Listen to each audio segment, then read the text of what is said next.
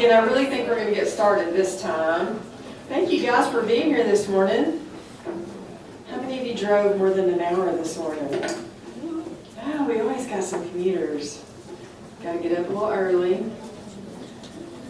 I guess you're going to get a lot of advice today, I'm sure, from a lot of different areas and a lot of different people.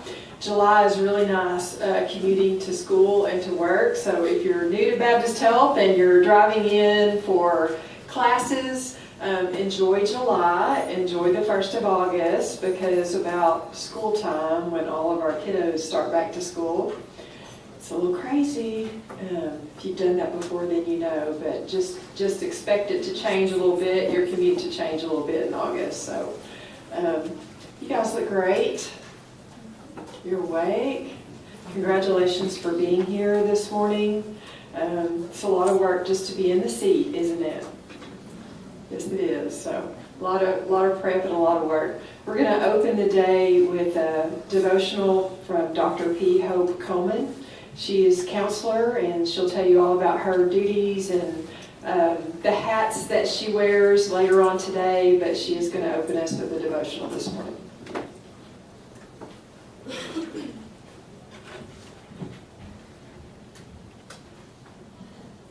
Good morning. Hey, that was pretty good. So you'll probably get that a lot. We want you to respond, so make sure you're awake and alert and everything. So feel free to do that as people step up to the mic and say good morning to you. As Dr. Powell said, my name is Hope Coleman. I'm the academic and spiritual counselor. I'll come back in just a few minutes and share with you the things that, the different ways that I can advocate and assist you while you're here as a student. But first off, I would like to share just a short devotional thought from the scriptures to encourage you on this first day of your program of study with us. It comes from the book of Jeremiah, an Old Testament prophet.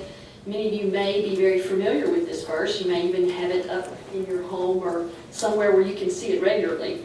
Out of chapter 29, verse 11, the scripture says, "For I know the plans that I have for you, declares the Lord. Plans to prosper you and not to harm you. Plans to give you a future and a hope." There's a couple of things about this verse that I want to point out. The first is in the very beginning, "For I know the plans I have for you." This is the Lord speaking. Jeremiah is his voice, his prophet. That's what a prophet is. He speaks the word of God to the people of God. And Jeremiah is telling God's people, "I know the plans that I have for you." When you look at that in the original language, the idea that's communicated is, you are on my mind. I have thoughts about you. That's what the Lord is trying to say. I am thinking about you. You are on my mind. And then he goes on and talks about what those thoughts are. They're good thoughts. They're thoughts to prosper. They're thoughts to not give you harm. They're thoughts to give you a future and a hope. So the Lord has us on his mind, and the thoughts that he has for us are good thoughts.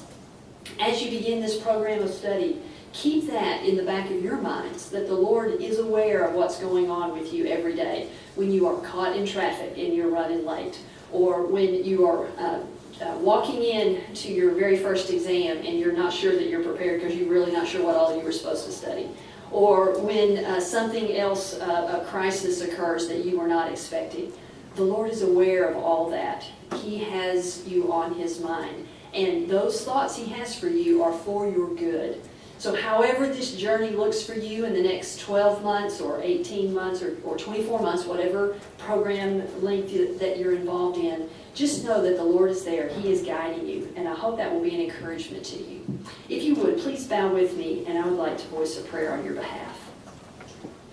Father, this morning we come before you very grateful for another day to experience your blessings, and another day to offer ourselves in sacrifice and praise to you this morning. Lord, I pray for these students, thanking you that they are here in the seat, ready to go today.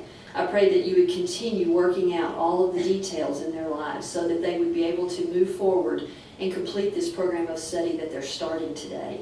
Help them with finances, help them with child care, help them with family issues, all the things that may beg their time and attention. I'm praying that you would work those things out for their good. I'm praying that you would have them on your mind and that you would engineer circumstances that would give them a future and a hope. So we look forward to what is in store in the future, and we pray that you would bless these students today in Jesus' name. Amen. Well, God bless you. I'm going to ask Dr. Hall to come back up, and she's got a few more things to say, and then we'll just keep on going through our orientation.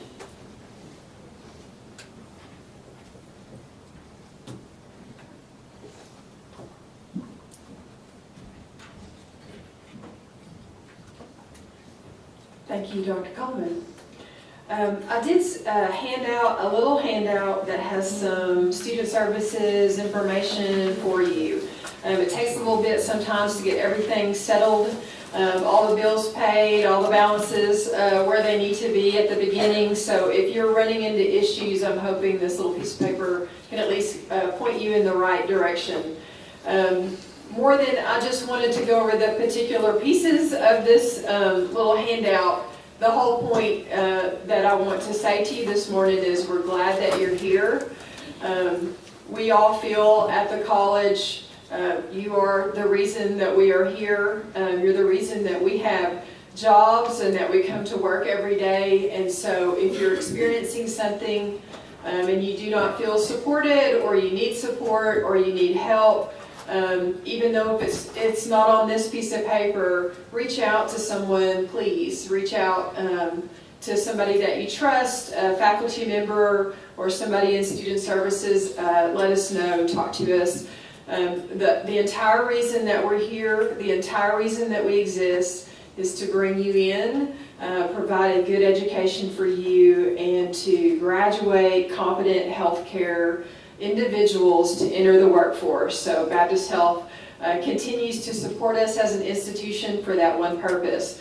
And so that really relies on your success, your retention, your graduation, and your passing board. So all of those things are extremely important to us and the reason that we are here. So as you're going throughout your program, if something pops up and you need support or help, please let us know, and whatever way you're comfortable doing that, we ask that you do that. It's not an easy program. The field is not easy. The work is not easy sometimes, emotionally and physically.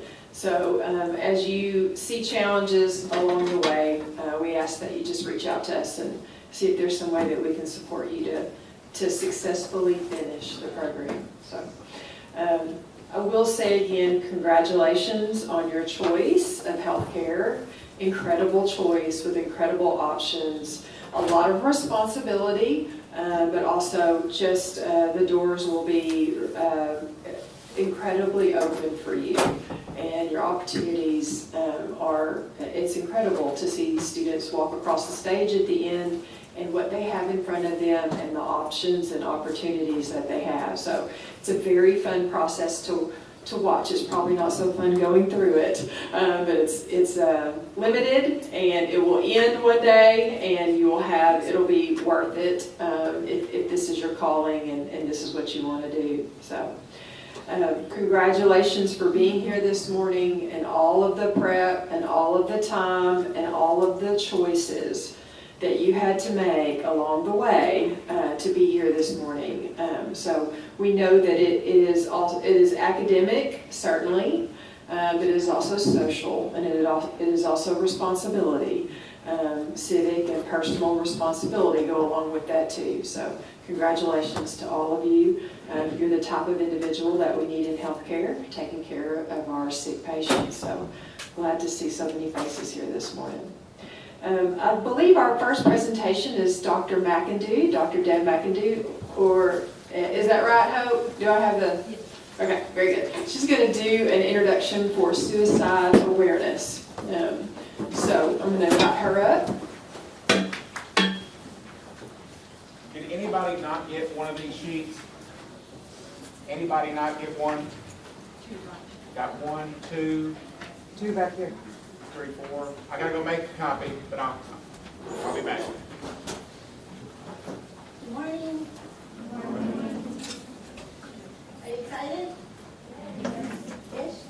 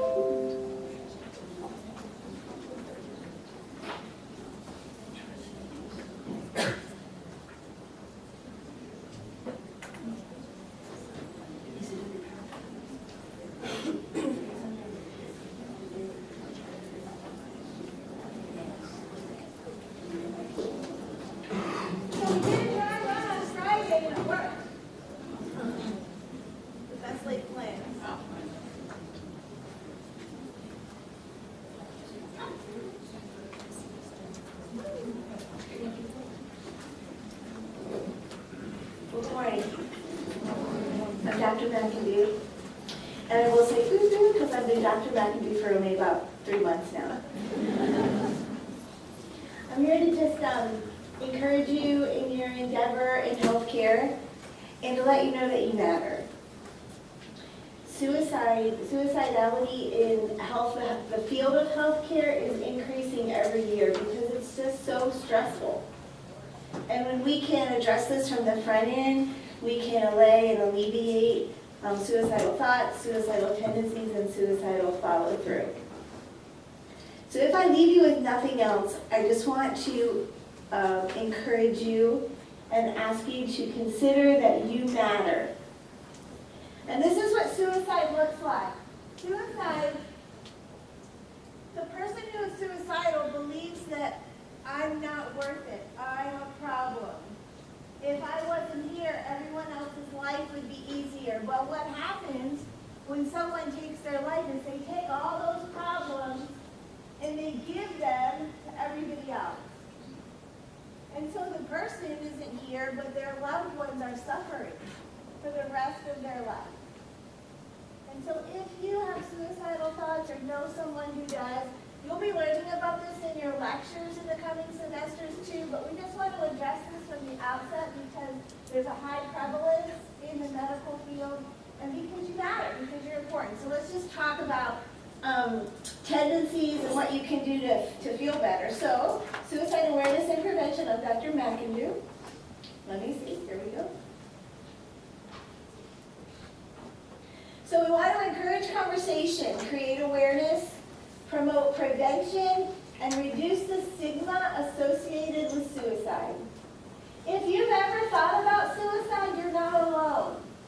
I personally remember when I was in college sitting around a table with a whole bunch of my friends going, I just can't do this anymore. I'm done. I don't want to live anymore.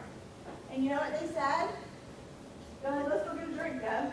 I'm like, no, you don't understand. I'm serious. And I wasn't being taken seriously, so I just figured maybe I wasn't serious and we went out and got a drink. But if those thoughts continue, then make sure that you get help. Don't let people blow you off. Make sure that you get help because people don't know what to say and they get scared. So keep asking, keep talking to somebody until somebody can help you. Sometimes just going out with friends helps, but if that feeling lingers, make sure you get help, please. So suicide is a major mental health problem. It stems from depression and anxiety. According to the Center for Disease Control, one suicide occurs every 12 minutes. So just think about the length of your day and how many people will lose today to suicide. It's the second leading cause of death in people ages 15 to 34, and approximately 22 veterans commit suicide every day. Arkansas ranks 16th in the nation for suicidality. Montana is the highest, and Washington, D.C. is the lowest. I'd like to see these numbers to be 0.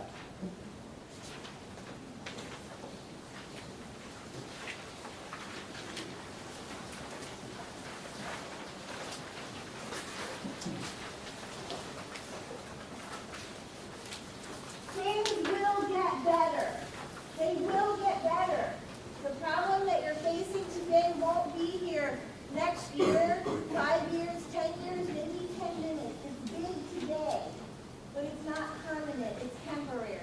And this is what I like to say. If you come to my office and talk with me, I'll share with you that this wall that you see in front of you, this wall that's getting in the way of your hopes and your dreams and your goals, that's not a wall to stop you.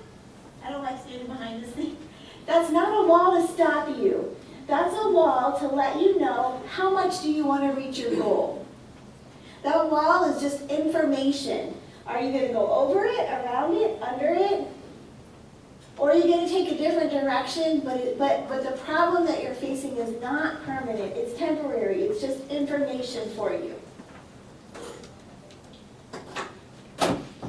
So here's warnings.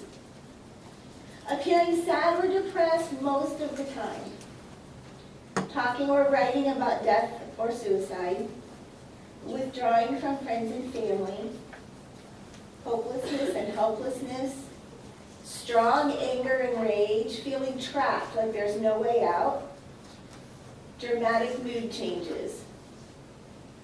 Now listen, I'm not talking about PMS, right, with every month. I'm not talking about that.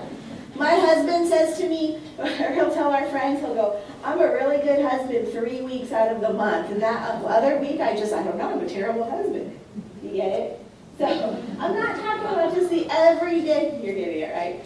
I'm not talking about the everyday ebbs and flows of mood. I'm talking about this depressed, hopeless, helpless feeling that you're having trouble pushing away. It feels like it's inside of you. It feels like it's going to consume you, but it's not. It's not. It's information for you that let's get some help. Let's get some extra support. Other symptoms, our warnings are abusing drugs and alcohol, impulsively acting out, losing interest in most activities. Now you're going to be in nursing school, so there won't be any activities, or you're going to be in school, I should say. This is all everybody, right? Performing poorly at work or in school, giving away prized possessions, feeling excessive guilt or shame. There's a change in sleeping or eating habits, and verbal clues such as I won't be here much longer. Suicidality stems from depression, which is a persistent feeling of intense sadness, hopelessness, helplessness, anxiety, and or worthlessness.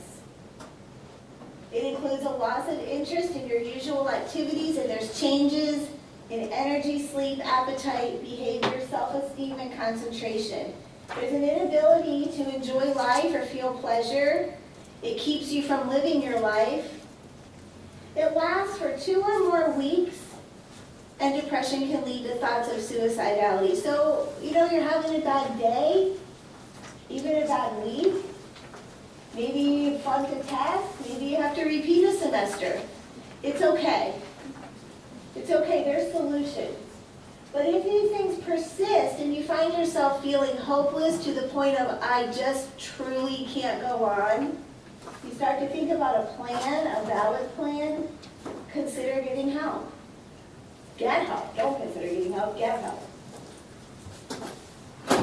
The risk factors for suicide are previous suicide attempts, a history of depression or mental illness. Untreated depression is the #1 cause for suicidality. Alcohol or drug abuse, a family history of violence or suicide, physical illness, chronic pain, feeling alone and isolated. Warning signs for people at immediate risk are talking about wanting to die or kill themselves, looking for a way to kill themselves, like searching online or obtaining lethal means, talking about feelings of hopelessness, having no reason to live. You have a reason to live. You matter. You matter to God. You matter to your family. You matter to your friends. And listen, if you come from one of those families that's kind of screwed up and you're thinking, I don't matter, nobody loves me, well, I mean, we pretty much all do. Come from one of those families that have that it's a little bit screwed up, it's okay. It's okay. We're here to bring hope to you and hope to the next generation. So take those problems and use them to encourage other people.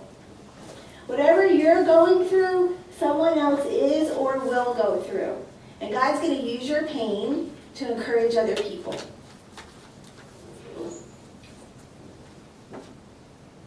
It's important to ask. It's important to be available for people to talk. You want to ask, literally, hey, are you thinking about taking your life? This is how you do this. You say sometimes people that are in your situation think it's just better if they're not here anymore. Have you had those thoughts? Are you thinking about hurting or harming yourself? Are you thinking about killing yourself? People think that if we ask others about their suicidal thoughts, that it'll give them that idea. It doesn't give them that idea. They've already had that idea. What happens when we ask people about their suicidal thoughts is it opens the door for them to talk about it. And when we can talk about it, when we can talk about our pain, other people share the burden. It lets it out instead of keeps it in. It doesn't drag us down, down, down. It lets it out. We can rise above it when we share it. The only way to find out whether someone's concerned, whether someone you're concerned about is suicidal is to what? Ask. Be brave. It's scary. Be brave and ask. If someone's suicidal, we're not going to leave them alone. We're going to take them to get help. We're going to help them seek professional help. And never, ever, ever keep a secret about someone telling you they want to end their life. This is what they'll say. You're the only one I can trust. I can't tell anybody but you. Promise me you'll keep this secret. The first time anyone says to you, don't tell anyone, is the first time you say, you know, I'm not a good secret keeper. You probably shouldn't tell me if you don't want me to tell anybody. Make sure that you don't keep on yourself. If someone says to you, I'm suicidal, and you say, okay, I won't tell anybody, and then they go jump off the bridge, how will you feel? But this is what you'll say, you know what? I love you enough to help you get help. Let's go get help together. Let's go together. There's faculty, there's pastors, there's teachers, there's coaches, there's counselors, there's parents. Always, you can go with someone to get help, but don't keep people's secrets. Accept their feelings in a non-judgmental way and be a good listener. And really, you can normalize, you know, a lot of people feel suicidal. Every day, people are thinking about hopelessness and help. You're not alone. This isn't the first time. You're not alone. Let's get help. There's people that are trained that can help you. Don't judge. Don't show anger. Don't provoke guilt. Don't discount their feelings like my best friends did. Well, you're all right. Let's just go out. Remove any items that could be lethal away from the person, including maybe taking their keys.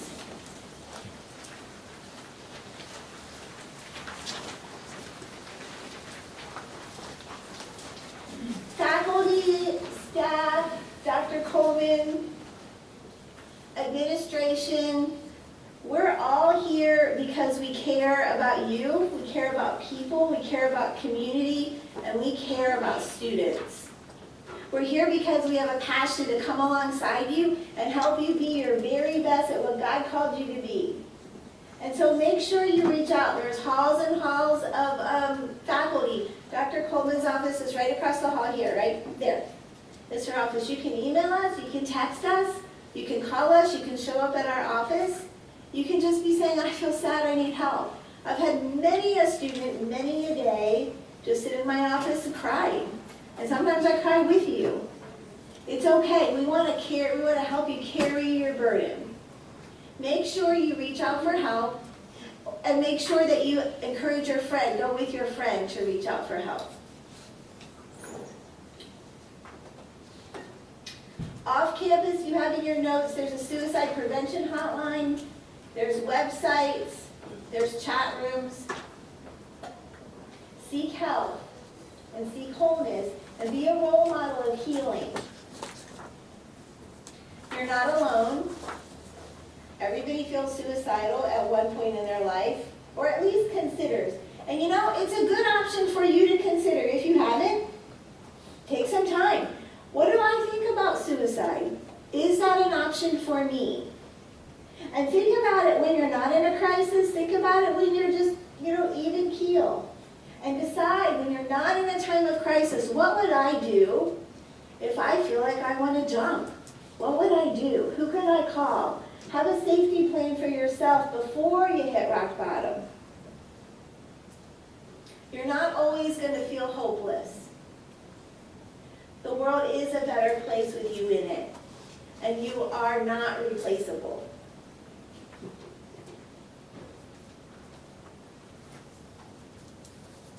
Nobody can replace you. Our story isn't over just because it's hard. Hard is information. What am I going to do? How am I going to get stronger? Where am I going to seek help? How am I going to turn this corner? It's information to help you get stronger and seek resources. I just want to encourage you, and you'll hear more of my story actually if you're in the nursing program. I've had a loved one take his life. It was devastating. And I can tell you from firsthand experience, that pain, he didn't take it with him. He gave it to me and my family. You don't want to do that. You don't want to do that. You want to heal and you want to be able to give hope. So I hope I've encouraged you that you matter. You're in an amazing field that offers so many opportunities for you, your future, your family. Make sure that you reach out to us and let us know what your needs are. Okay? Okay, that's it. Thank you.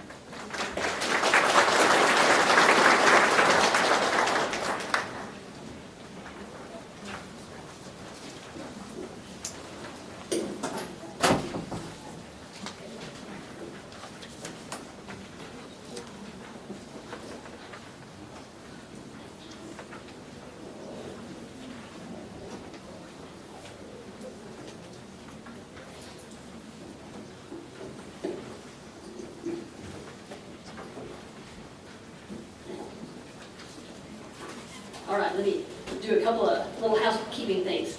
Dr. Pyle at the very beginning had this sheet that had, you have a question, we have the answer. If you did not get one, there are a few extra I'm going to lay on this table, so at the break, feel free to come up here and pick one up if you didn't get one earlier.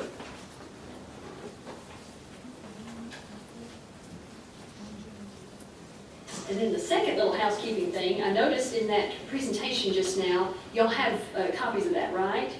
When it got to the slide that had my name and my information, it had the wrong office number. So if you don't mind, go back and correct that. My office number is 1702. It's not a real big deal, and if you get to 1701, you'll find 1702, because 1701 is the chapel, which is the first set of doors here when you come down this back hallway behind the classroom that we're in, and then my office is right next to it. The 1702 is my office number.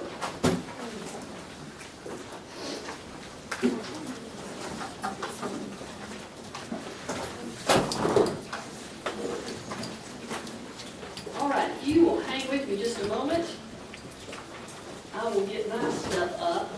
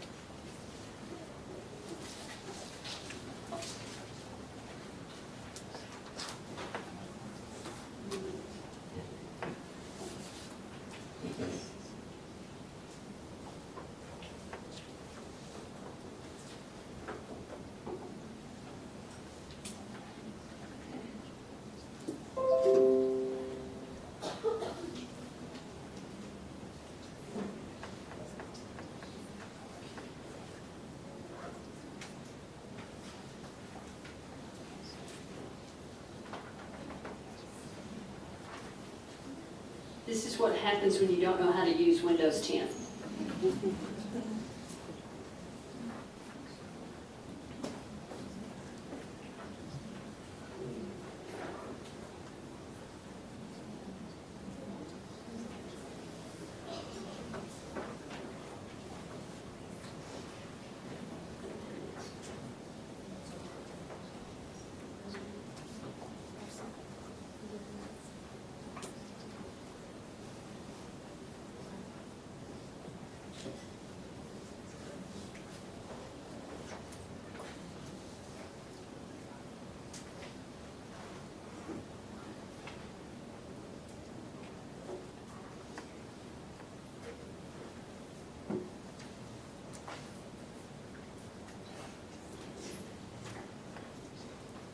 All right, sorry for that delay.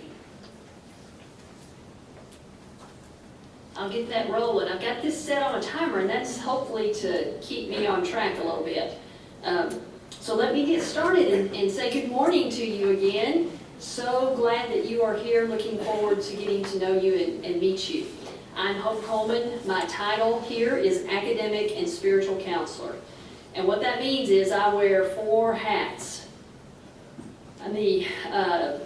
What's coming up on the screen doesn't tell you my exact hats, but it does tell you the things that I oversee on a regular basis. And these are some ways that I can advocate for you while you're a student here on campus, and hopefully help provide you some resources and other things that you might need in order to be successful in your programs of study.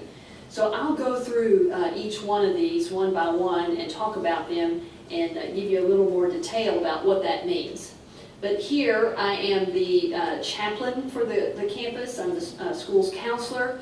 I teach in every program. I'm a faculty member teaching a course that I'll mention in a few minutes. And I also oversee our disability services. So let me start with academic counseling. That's one of the things I do in my role as the counselor. When I put on my counselor hat, this is one of the things that I can offer. And you might be referred by one of your faculty. You might get into the semester and you've taken 2 or 3 tests and you're not performing as well as you know that you can. They may say, why don't you go talk to Dr. Coleman? She might be able to give you some help with test taking. She might be able to give you some strategies to manage your anxiety. You might have personality issues with one of your faculty, and you need someone a safe place to talk about that. Those are things that I can offer. In nursing, you will be assigned an academic advisor. In the other allied health programs, your program director, and if you have a academic field coordinator, the 2 of them will serve as your academic advisors. So I'm not your academic advisor, but I supplement what they will provide you. So go to your faculty first, because they're the ones that know the information about your program of study. They know all of the ins and outs of the technical information. I do not, but I can help you with strategies. I can help you learn how to manage your anxiety. I can help you figure out how to take tests better. In that same vein of counseling, I also offer personal and behavioral counseling. This is going way too fast, by the way, so I'm going to try my best to keep up. If you have a crisis that occurs in your life, and I really pray that in the next 12, 18, 24 months, everything is smooth sailing and things go along just great. But none of us know what the future holds. We don't know what's going to happen, and a crisis could likely occur. I am a place where you can come and receive some extra emotional and or spiritual support. Something bad happens, you have a breakup, you have a death, you have an accident, you're failing. It doesn't matter what the crisis is. Something like that occurs, come to me. I'm not a licensed professional counselor, but I do have training in pastoral counseling. And the strategy that I normally offer is talk therapy. So we'll just talk about what your situation is, talk about what your issues are. Like Dr. McIndoe said, in opening the conversation to talk about things, many times takes the weight off of us. It also keeps it from being that dark secret that's hidden in our lives. Once we get it out in the open, then it doesn't have the power over us that it does when we try to keep it quiet and keep it secret. So if you have a personal crisis or an issue, or there's something going on behaviorally and you need some assistance, I am available to help provide that for you. In my role as chaplain, I can also offer spiritual support and encouragement. One of my favorite things to do is to pray with students. And I have many times had students walking up and down this hall, going to one of their classes, getting ready to take a test, and they'll just pop their head in and say, would you pray for me, please?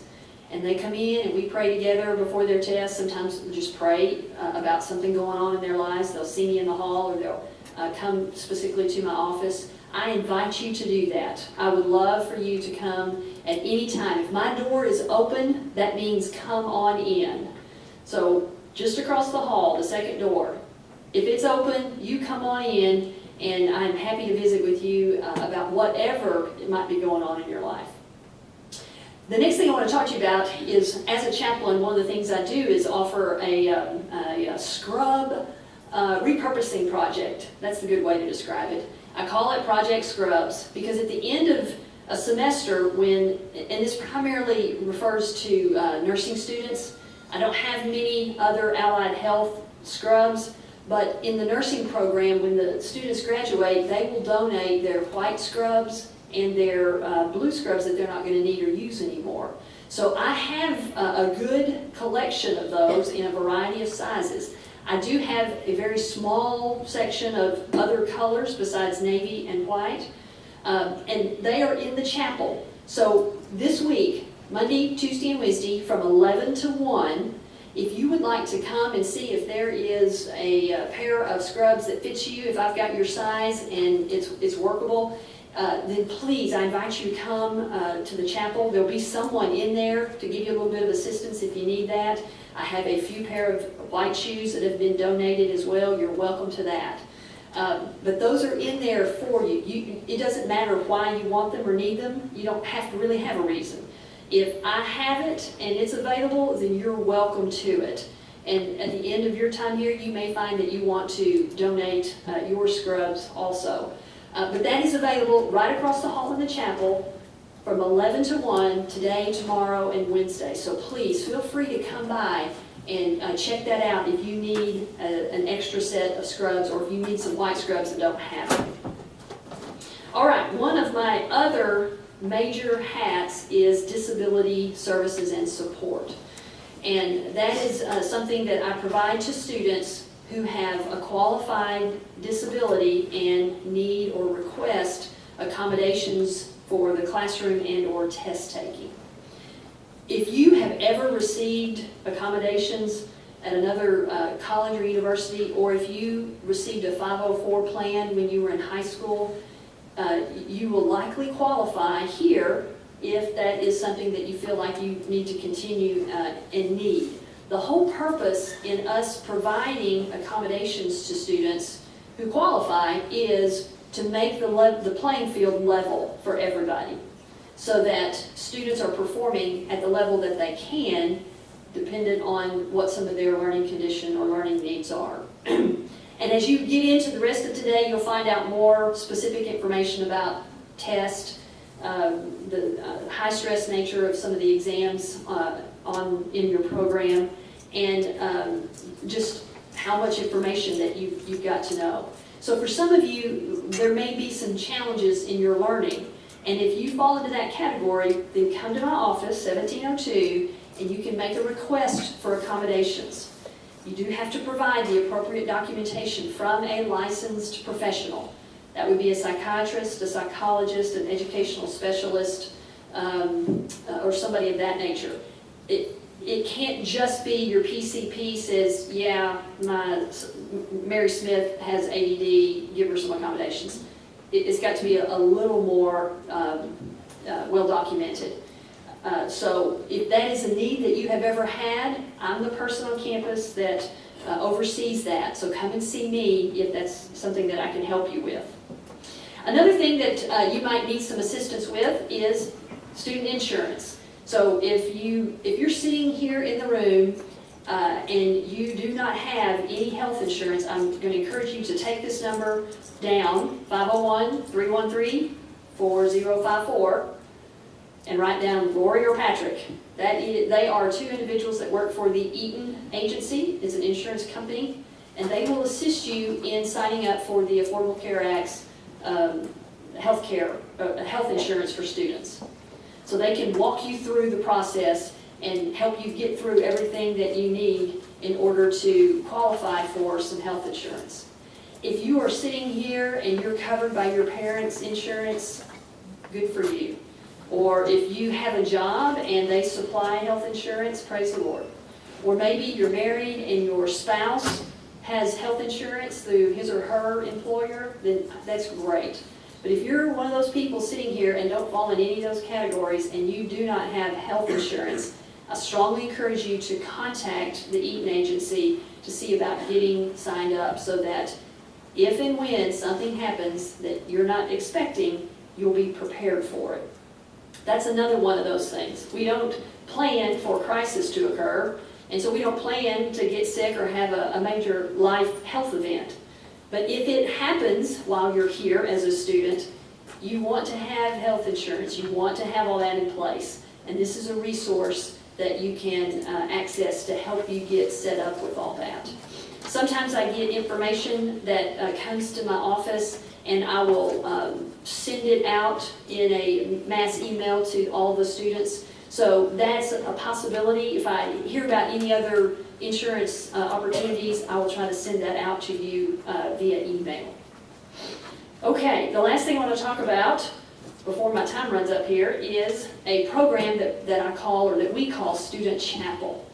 3 times a semester, we offer a worship service for students. The intent is that it is led by students and that it is for students. We recognize that you are more than just a body coming to get information and get knowledge so that you can move on to other things. Our philosophy here is to provide patients holistic care. That's what you will learn in all of your programs of study. Everything that you will be trained to do, especially those of you in direct patient care, is to provide holistic care. So that means not only looking at their physical symptoms, but also acknowledging emotional, relational, and spiritual needs that patients have. The same applies to you as students. You have spiritual needs. You come to campus with stuff. You've got things on your mind that distract you. You may be going through a breakup. You may have had a fight with your kids on the way to class. Lots of things are going on in our personal lives, and we can't always cleanly cut that off and just come in and sit down and be a good student.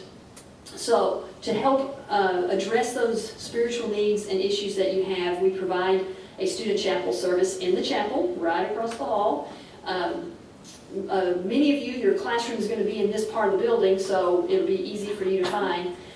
You will receive an email from this email address, student.chapel@bhclr.edu, or you can contact me at my email address or my office phone number, either one. I'm happy to talk with you about this program. I would love it if anybody in this room would like to be involved in the leadership aspect of it. If you're comfortable praying in public, if you sing or play an instrument, if you would like to share a personal testimony or devotional, I am eager for anybody in here to participate in that way. So come and see me in my office, send me an email, let me make contact with you so that I can get things set up. Our first chapel service is on Thursday, July the 18th. See, I told you my time was almost up. Thursday, July the 18th at 9:45. All of your faculty on campus will know, because I'll send them an email, that that's chapel. And the entire campus will take a 15-minute educational break so that for those of you who want to attend, you can come across and experience a short time of worship together. And we'll do that 3 times a semester. July, I think it's the end of September and the end of October are the 3 times coming up this semester. But that information you'll get in your student email. So July the 18th, 9:45, your faculty will know, but I invite you to come and be a part of that. And I invite you to participate in the leadership if you are so inclined to do that. Would love to have you be a part of that while you're a student here. Okay, that was a lot. I know that was a lot for you to take in. The main thing I want to say to you is I'm your advocate. If you need something and you're not sure where to go, you can't get an answer anywhere else, come to my office. If my door's open, come on in, okay? I invite you to do that. I welcome those opportunities. I look forward to getting to meet each of you. Many of you will be in a class with me this semester called Spiritual Perspectives in Healthcare. That is, of course, everybody on campus is required to take for graduation.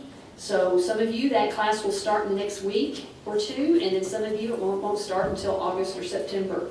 But I will have each one of you in class, and we'll look forward to getting to know you in that setting as well. Are there any questions that I can answer at this time? All right. Feel free to come by. Looking forward to that. I wish you the best today, and just very hopeful that you will be able to absorb all this information and all of this good stuff that you're getting today, and feel the excitement and the energy about starting school. We are glad that you're here. All right, I'm going to ask Dr. Clark to come on over, and she's got some security information to share with you. And Ms. Manny's got an announcement. Just real quick, a couple of things for you. One is they are actually testing in a classroom down the hall. It starts at 9, which is almost there. So when you get your breaks, if you will just be mindful of that, there will be some orange signs out. You'll see those signs. So just be mindful of them testing if you don't mind. And I'm going to just do a little housekeeping thing. I understand nobody told you where the restrooms are. And that's really important to understand. Some of you had coffee because I smelled it and it smelled really good. When you go out this door here or down there, you had that big long hall that you came down when you registered this morning. To your right is a ladies' room. And then the men's room is a little further down. Also, there is one down that other open area. There is ladies and gentlemen's restroom down there. And there are various other spots as you go towards the Snacks Cafe. There's one down there. So there are numerous ones. This one and this one for ladies are probably the biggest ones. So you can get there to go to the restroom. Okay, I'm going to move out of the way. All right. And how many of you don't have a desk? Some of you I noticed don't have a desk back here. I'm going to get you one of those too. I've got an hour, I think, so I can take as much time as I need, Miss Manning. Okay, good morning. Y'all did so well. Let me get this. Go.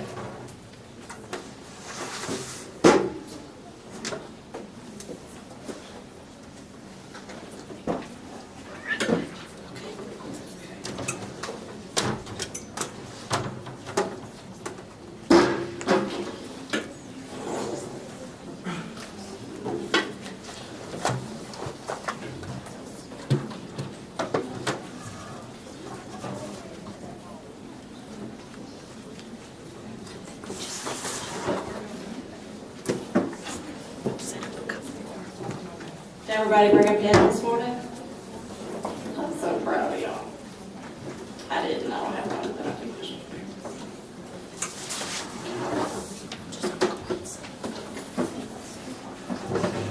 Well, my presentation usually gets accompanied, I'm usually accompanied by Major Larry Clark, and he stood me up this morning.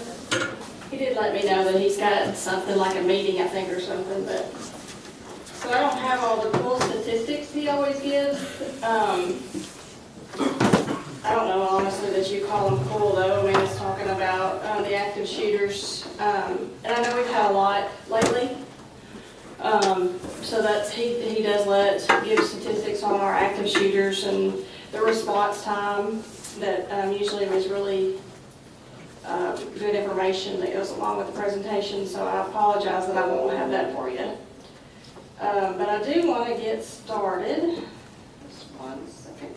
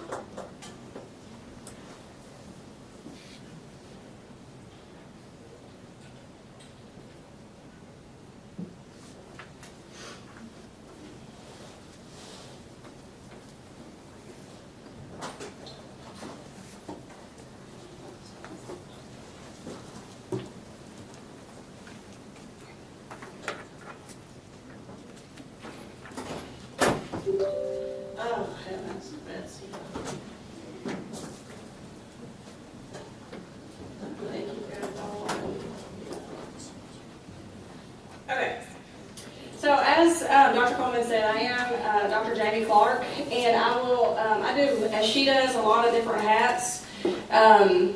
At the college, I do the student accounts, which you guys have seen me in that role before in your welcome days. I'm so glad to see so many of y'all here. It makes us excited when we have all new students, and just the potential that you guys have for your next year and a half here at the college. So welcome back. I'm glad to see you here. One of the other roles that I have is campus security. And again, I do work with several different officers at the hospital, officers out here, that we do the security for the campus. So this will be the role that I'll speak to you guys this morning.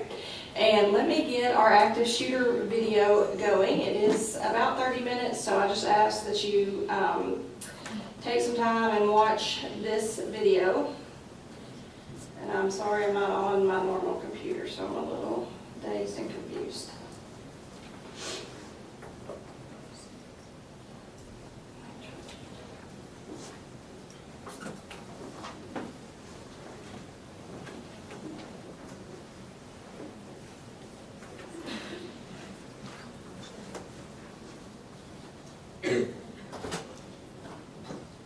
We've gotten a lot of information so far.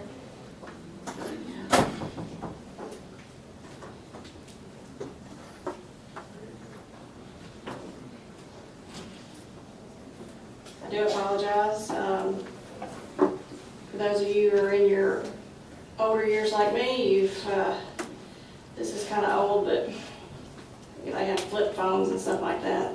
So my children don't know anything about those. They don't know what a flip phone is. I had to explain to my son that I didn't have a phone when I was in school like he is. So they don't get that. Let me see. Play.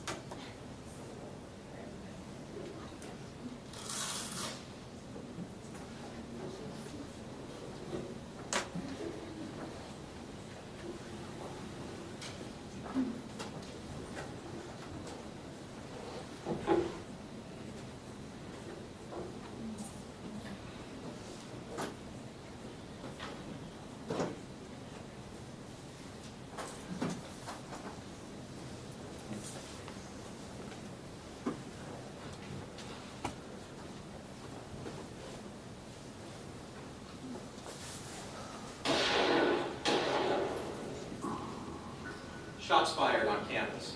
The last thing you'd expect to hear. The odds of being involved in a situation like this are similar to your chances of being struck by lightning. It's a strange thing about lightning, though. We use it as a way to describe something that seemingly has no chance of happening. But how many of us would stand next to a metal pole during a thunderstorm? I'm Randy Spivey. And I'm Jim Sporleader, both from the Center for Personal Protection and Safety. The possibility of being involved in an active shooter incident on campus may be remote, but the consequences can be catastrophic. That's why it makes good sense for you to spend some time thinking about what you would do if you found yourself in such a situation.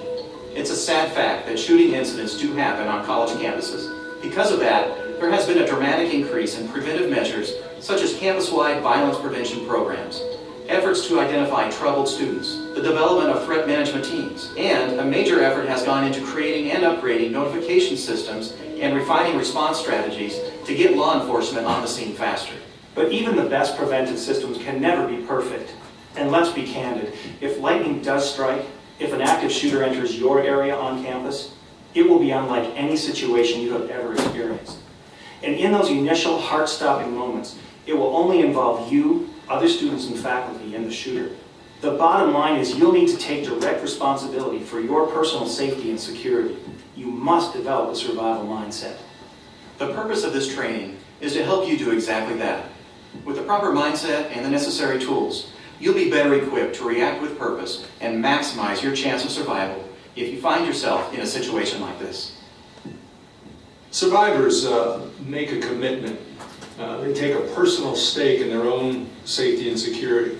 They do whatever it takes, emotionally, mentally, to survive a critical incident. They ask themselves the what-if question. How would I get out? How would I survive? What would I do? Where would I go? We know that these incidents are over in a matter of minutes. Most often, they're over before law enforcement is able to respond. Your survival mindset is like a protective shield comprised of awareness, preparation, and rehearsal. Awareness involves taking the time necessary to gain a basic understanding of an active shooter situation.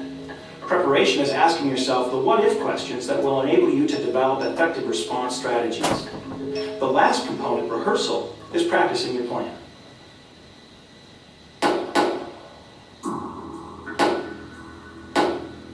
Shots fired. Do you know what that sounds like? Unless you see the shooter, you may not recognize the sounds for what they are. Gunshots.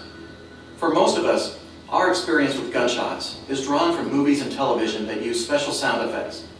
That means real gunshots can sound artificial. You could lose precious seconds as you slowly realize that these are, in fact, life-threatening sounds. What was that? That was a gunshot.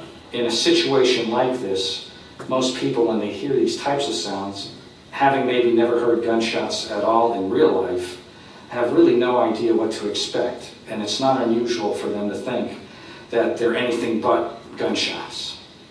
I would treat any sound that you may perceive as a gunshot as that and act accordingly. Don't second guess it, because when you second guess it, those seconds count.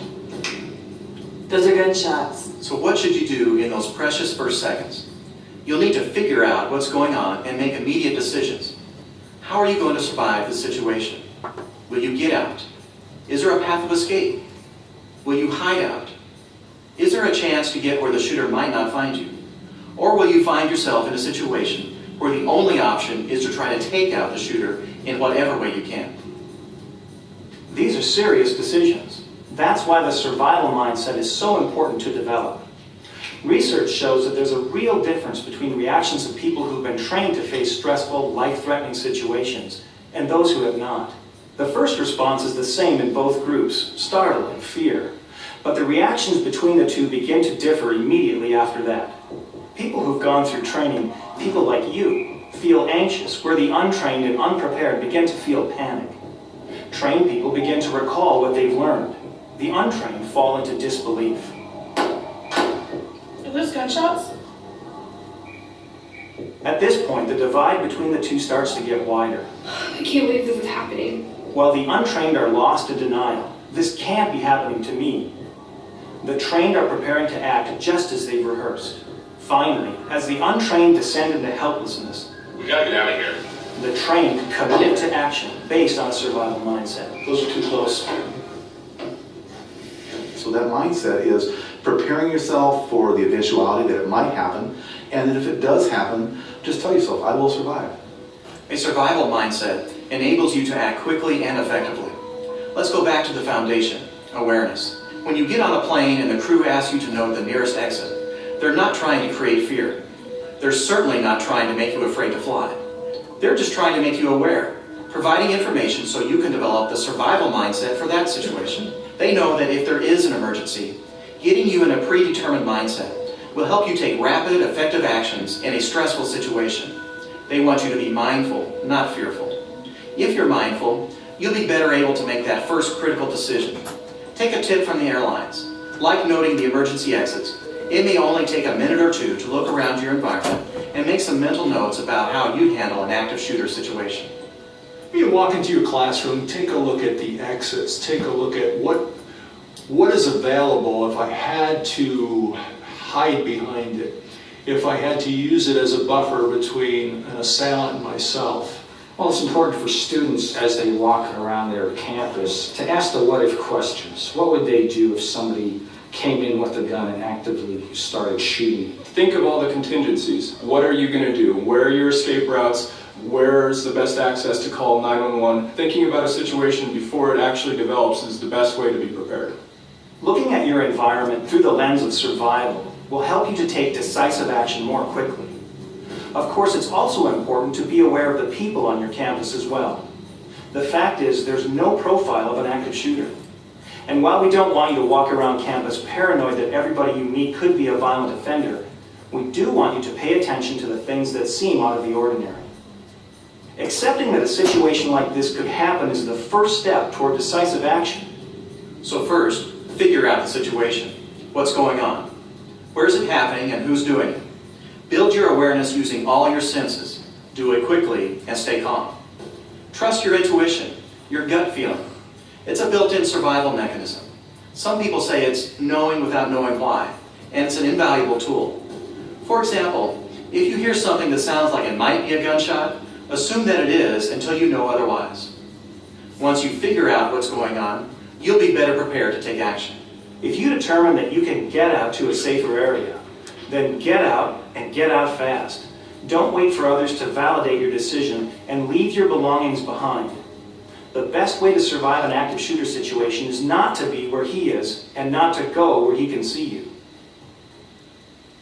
I'm on campus. I'm in Monroe Hall, and there's a guy here shooting people, and he's in a yellow hat. When you get out, immediately call out to let authorities know what's going on. Do not assume someone else is calling. If you have a cell phone, call 911 or use any campus emergency phone and be ready to give them useful information and be persistent, as the phone lines may be jammed with other calls. Remember, no matter how good your school's mass emergency notification system is, they can't alert others until someone provides that first critical information. Calmly and quickly, tell them where you are and what's happening. In some cases, you may not be able to get out. The shooter may be between you and the only exit, or perhaps you would have to enter the area or the hallway the shooter is using. It might be safer for you to remain in place because you're well hidden and well protected. In any case, if you can't get out, then you must find a place to hide out. Find a place that will keep you hidden from the shooter's view and will provide some measure of protection should the shooter fire in your direction. If possible, avoid places that might trap you or restrict your options of movement. Once you've found your spot to hide out, you'll want to keep out the shooter. Hiding in a room that can be locked and that has plenty of things to hide behind is best. Blockade the door with heavy furniture, even if the door can be locked. If the shooter is nearby, though, just lock the door and get totally silent. Turn off any radios or other noise-producing objects in the room that might alert the shooter to your presence. And don't forget to silence that cell phone or pager if you have one. As soon as you have an opportunity, and without attracting the shooter's attention, call out to 911. If there are two or more of you in the same place, do not huddle together for mutual protection or moral support. Spread out. It's too close. Spread out. It's much easier for someone to shoot a group of people who are huddled in one place than if they are scattered around the room. Even if you're in a small room, spreading out will give you options and make it harder for the shooter if he does get into your hiding place. When spreading out in a room, quietly talk about what you'll do if the shooter enters. Whichever action you're taking, whether it's get out or hide out and keep out, you should help out where you can. Help others escape as you go. Help prevent others from entering the danger area. If someone near you has a life-threatening injury, if possible, provide first aid and keep them alive. Let others around you know what's happening and try to maintain calm and help them focus on survival. Keep in mind, as events unfold, you must continue to figure out what's happening so you can adjust your actions accordingly. What if an incident begins while you're on your way to class or walking across campus? If someone starts shooting, stay in motion and find protection. It could be a tree. It could be a wall. Anything that will give you some protection while you figure out the situation and see if you need to do more. Classrooms and lecture halls like this are unique to college campuses, and they've also been the location of prior critical incidents. What could you do if a shooter enters a place like this? There might be some opportunities to get out, either through other doors or perhaps a window.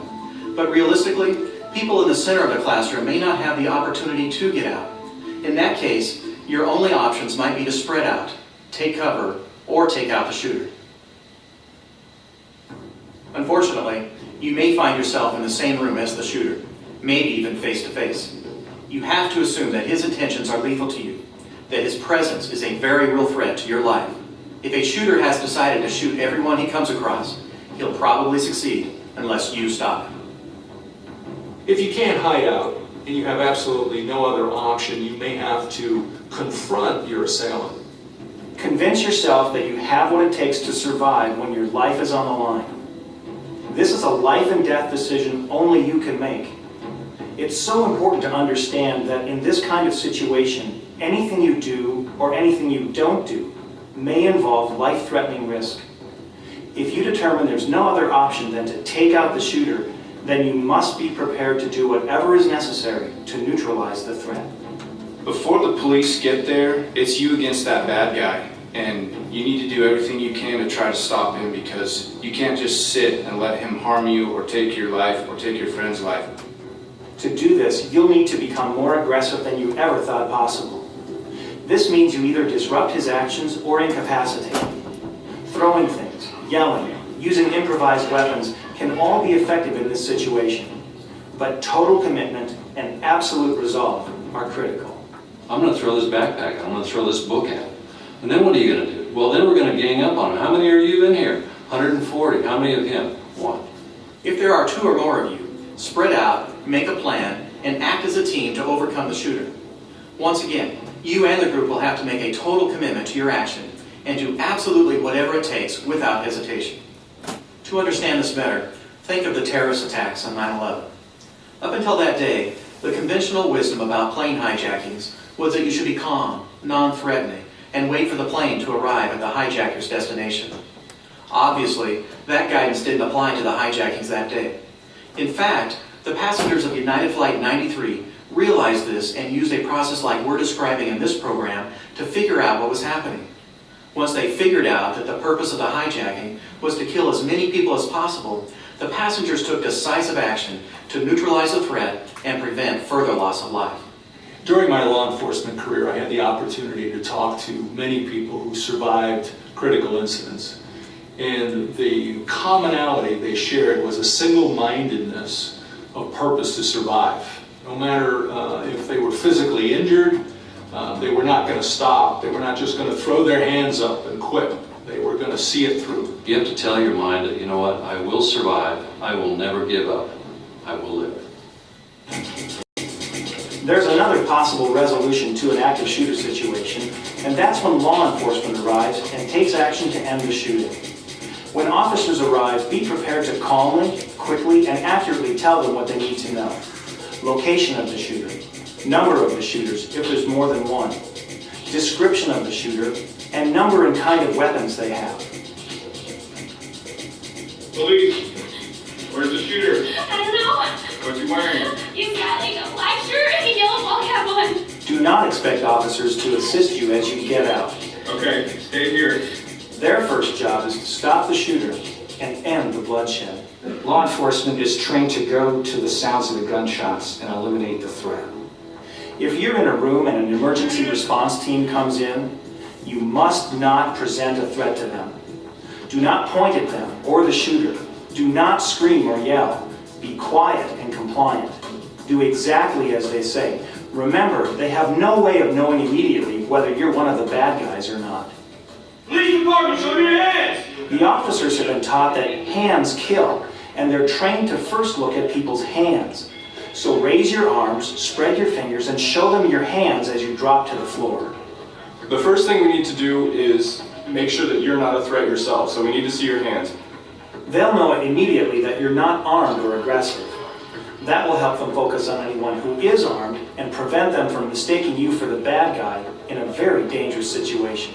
Remember, they have to begin by assuming everyone is a threat. Get out of the way! Get out of the way! Go! Don't come running up to us. Don't do anything that we could perceive as threatening. Have your hands in plain view. Be as calm as possible. And then be prepared that we probably won't spend a whole lot of time talking to you because we have to go address the issue.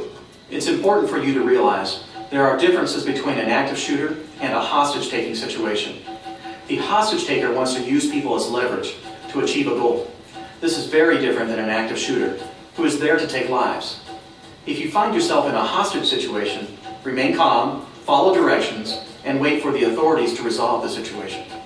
In a hostage situation, you want to exercise patience, you want to be compliant, and you want to give the authorities a chance to reach a negotiated resolution. Historically, the vast majority of hostage situations are resolved through negotiations and end peacefully.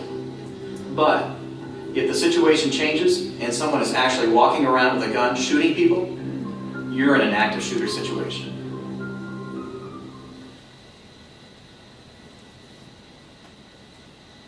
The focus of this program has been on surviving an active shooter situation. One of the most effective ways of dealing with this difficult problem is through effective prevention programs. Interestingly, the same survival mindset we've been talking about today can sometimes prevent a situation from becoming violent in the first place. There may be warning signs or behaviors of concern that something is wrong. We do see pre-incident indicators. We do see some behaviors that might suggest the possibility of eventual violence. And many of these offenders oftentimes exhibit angry or argumentative behavior. They often blame others for their problems. They fail to take responsibility for their own actions. They're what we would call injustice collectors. They perceive every slight as a major issue that they have to take action upon. If you're suspicious about something or you really have an uncomfortable feeling, far better to report those types of observations and feelings than to just disregard them and hope that they're going to go away.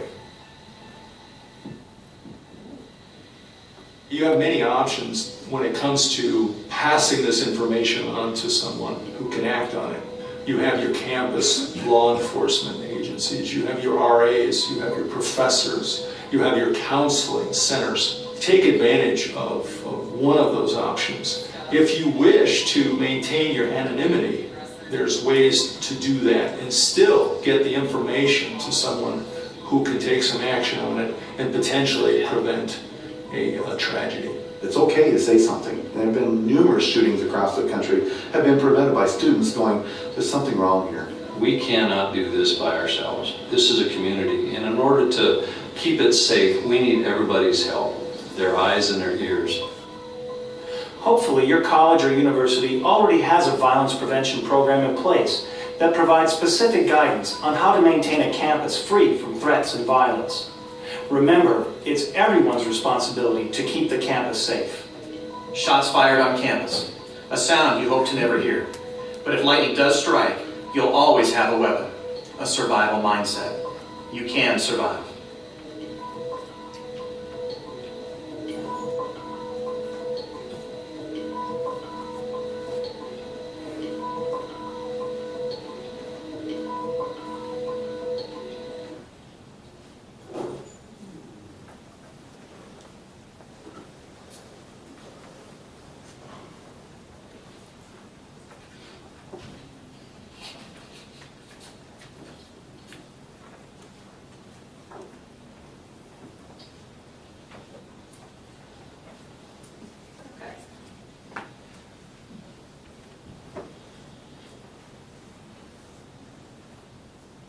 I did look up some statistics while the video was playing and found that this was in 2018.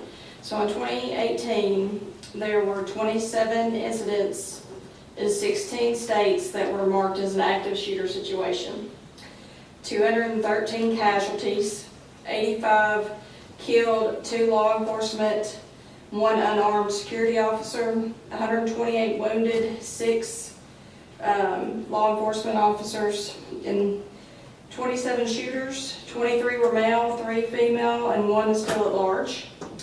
10 of those committed suicide, 11 were apprehended by the police, 4 were killed by the police, 1 was killed by a citizen, and 1 is still at large. Let's see, 9 of those ended with exchange of gunfire between the shooter and law enforcement.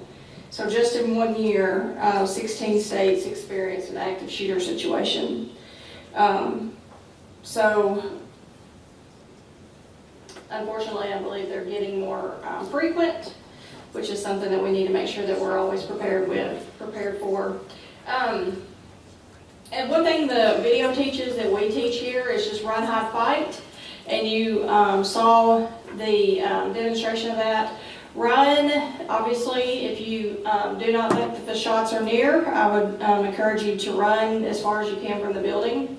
Hide is you will hide in your classroom or the location.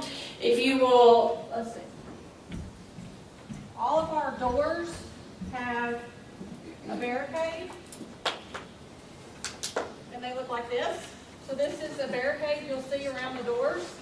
And what you do is you open the door, you slide the door, this on the door, put the pin in the hole, and that locks your door from the inside. So if you are in a situation where you had to hide, that is what you would engage the barricade, or do as they taught you with putting items up against the doors. Obviously, put tables down, turn the lights off, put out your cell phone, don't have your cell phone out. Invite, obviously, as a group mentality, and that's if the gunman is in the room or very close, and you guys would have the fight or flight and hopefully take the shooter out. Some safety tips for our parking lots around the campus. Be sure and lock your doors, roll up your windows, place your valuables out of sight. Have your keys out and ready if you're going at night. I tell you, come November, December, January, it is dark, obviously. It gets dark earlier. And many of you, when you get out of school at 4:30, 5 o'clock, it is already dark. So we'll ask that you just take precautions at that time of the year especially. Know where you're parked, know where your surroundings. If you're going to stay here and study late, which you're more than welcome to, I do ask that you pull your car up to one of the, preferably the west entrance. It's just, that's where the cameras are and the security is over there a lot, especially at night, because that's our main entrance. So just make sure that you're aware of that if you're studying late. We do have several, we've repaired and replaced and upgraded our parking lot lights, so they should be really well, but again, try not to park in secluded areas. Walk with a group if you can, and once you're in your vehicle, lock your doors. If you are here late and you need an escort to your car, that's security's numbers. That's their cell phone you can call, 519-1282, and they would be happy to get you to your car safely.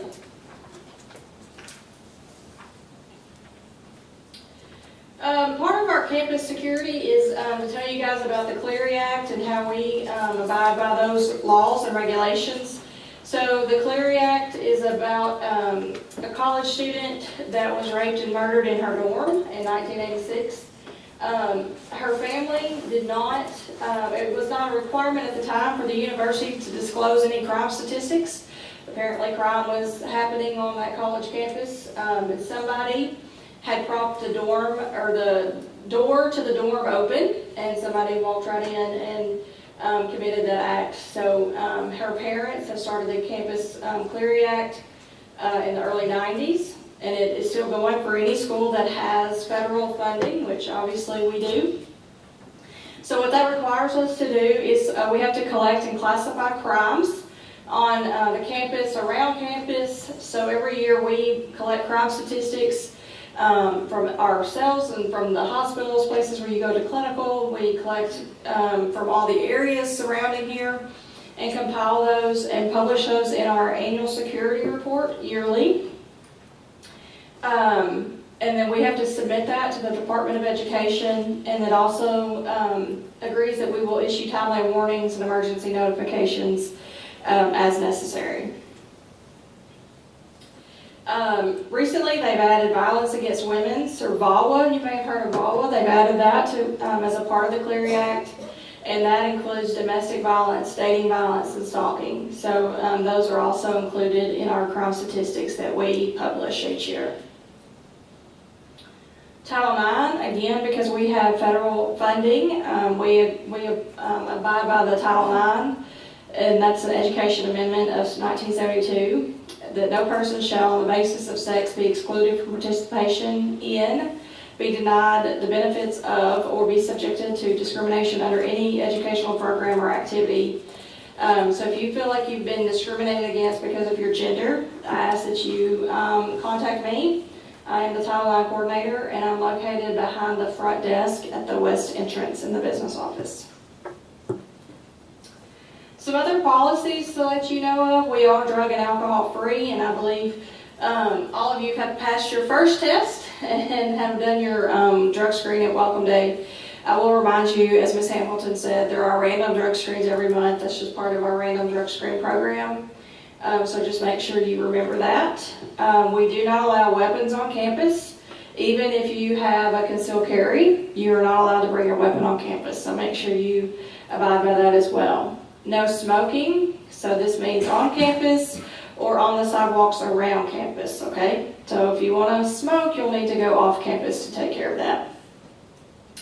Parking areas and speeding. We do ask that you do not park on the south lot, which we are, let's see, this is north, so this would be south. There's an entrance over here. We do ask that you not park on that. That's our home health and IT area. So just please try to remember that. We have plenty of parking in our west and north entrance or north areas. Badge access, only let yourself in unless you're with your group. We do have people that we are trying to keep off the campus if we have an issue with someone that has a domestic violence or something like that. We do have things that we're watching and people that we're watching to make sure we do try to keep everyone safe as they're on this campus. So if you don't know them, do not let them in. I know that's really easy to do. You want to be nice and you want to let somebody in, but if you don't know them, especially at this entrance right here, this north entrance, it is monitored, but it's only monitored when you click on the button and we can see to let somebody in. So, the security has all of the monitors, like really monitors, but the front desk can see it if you hit the button to get in. So we have people that will come to the north entrance and try to get in, and we don't let them in. So make sure that you're diligent to protect yourself as well as your other classmates and other students here on the campus. Parking while you're at clinical on the Little Rock campus, I've always been told to tell you how to park where you see sunshine. So when you're on the parking deck, just keep winding up until you can see some sunshine. Or park where it is not visitor parking. So make sure they do give tickets at the hospital to our students if you're parked in visitor parking. Campus hours are 6 to 10, so make sure you know that. It is not recommended. The gates, I believe, are open, but it's not recommended to get here before 6, especially when it's still dark outside. And then 10 o'clock, security does go around and make sure everybody's out of the building. But you can study until 10 o'clock at night. You can reserve study rooms in the business office, and we'll try to find you a classroom that's not being used. I do ask that you reserve those. Especially during finals and big tests, we'll have a lot of students try to reserve study rooms. If they're not in use, if somebody walks in there and they're already in use, it's kind of hard for us to help get people study rooms. So I do ask that you do that. Orders of protection or restraining orders, these are kind of what I'm referring to earlier. If you do have an order of protection or a restraining order against someone, I ask that you bring me a copy of that. Again, we do try to protect our students while they're on campus and make sure that we know of any restraining orders or orders of protection that you may have in place. So I ask that you bring me a copy of that if that pertains to you. Emergency preparedness, we do a fire drill each semester, and the emergency flip charts are located around the rooms. There's one right here, and there's several in this room. And you can flip through those and they'll tell you how to react in each kind of a disaster or emergency. There are severe weather refuge area signs located, they're green and white, outside of the classrooms that are designated as severe weather refuge areas in case you're here and it's storming. Our annual security report that I mentioned earlier, it is located on our website under current students and campus security. It contains all of our policies regarding Title IX, Clery, VAWA, and all the other security policies. It also has our crime statistics for the last 3 years. Security contact information, Major Larry Clark is our main security officer out here. He's kind of the big one out here. He's in between us and the hospital. He helps with any Title IX investigations that we have. Max Sawat is the Director of Baptist Health Security. James Jester is our nighttime security guard. There's myself as the Title IX coordinator, and then again our security contact information. They're located in office 1151 on Hallway E, and that's their phone number. Are there any questions? Oh, that was quick. Thank you for staying awake during all of this. It's never fun until it's needed, and then you wish you'd have paid more attention. That's kind of how I feel sometimes. Let's see. I believe you have, what time is it? Holy moly. We need to still keep going. We got 30 more minutes. I guess you're on a break until 10:15. Does everybody know where the snack bar is? Okay, good. Everybody know where your bathrooms are. This hallway that's right here is where this group of students is testing. These are anesthesiology students, so they're advanced students, Texas Wesleyan programs. I do ask that you're very quiet as they're some very deep test exams and stuff. So just make sure you remember that as you're going down this hallway. And I just, we'll have you a little surprise when you get back to your desk. Y'all have a good break, and I think meet back at 10:15.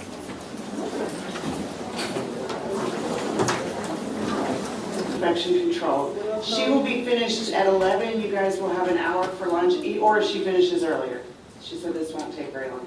Just be back in here at 12. We have another speaker coming at noon.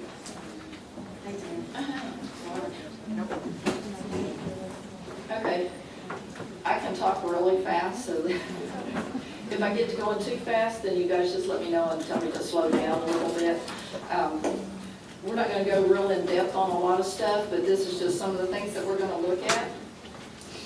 First thing that we need to talk about is bloodborne pathogens. What are they? These are those little bugs that like to hang out in human blood. Your HIV, your hepatitis B, and your hepatitis C.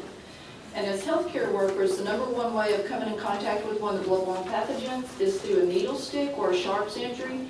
In the United States, every year there's about 650,000 sharps or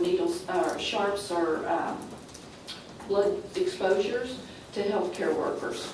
So there's 650,000 of us every year that's potentially exposed to HIV, hepatitis B, or hepatitis C.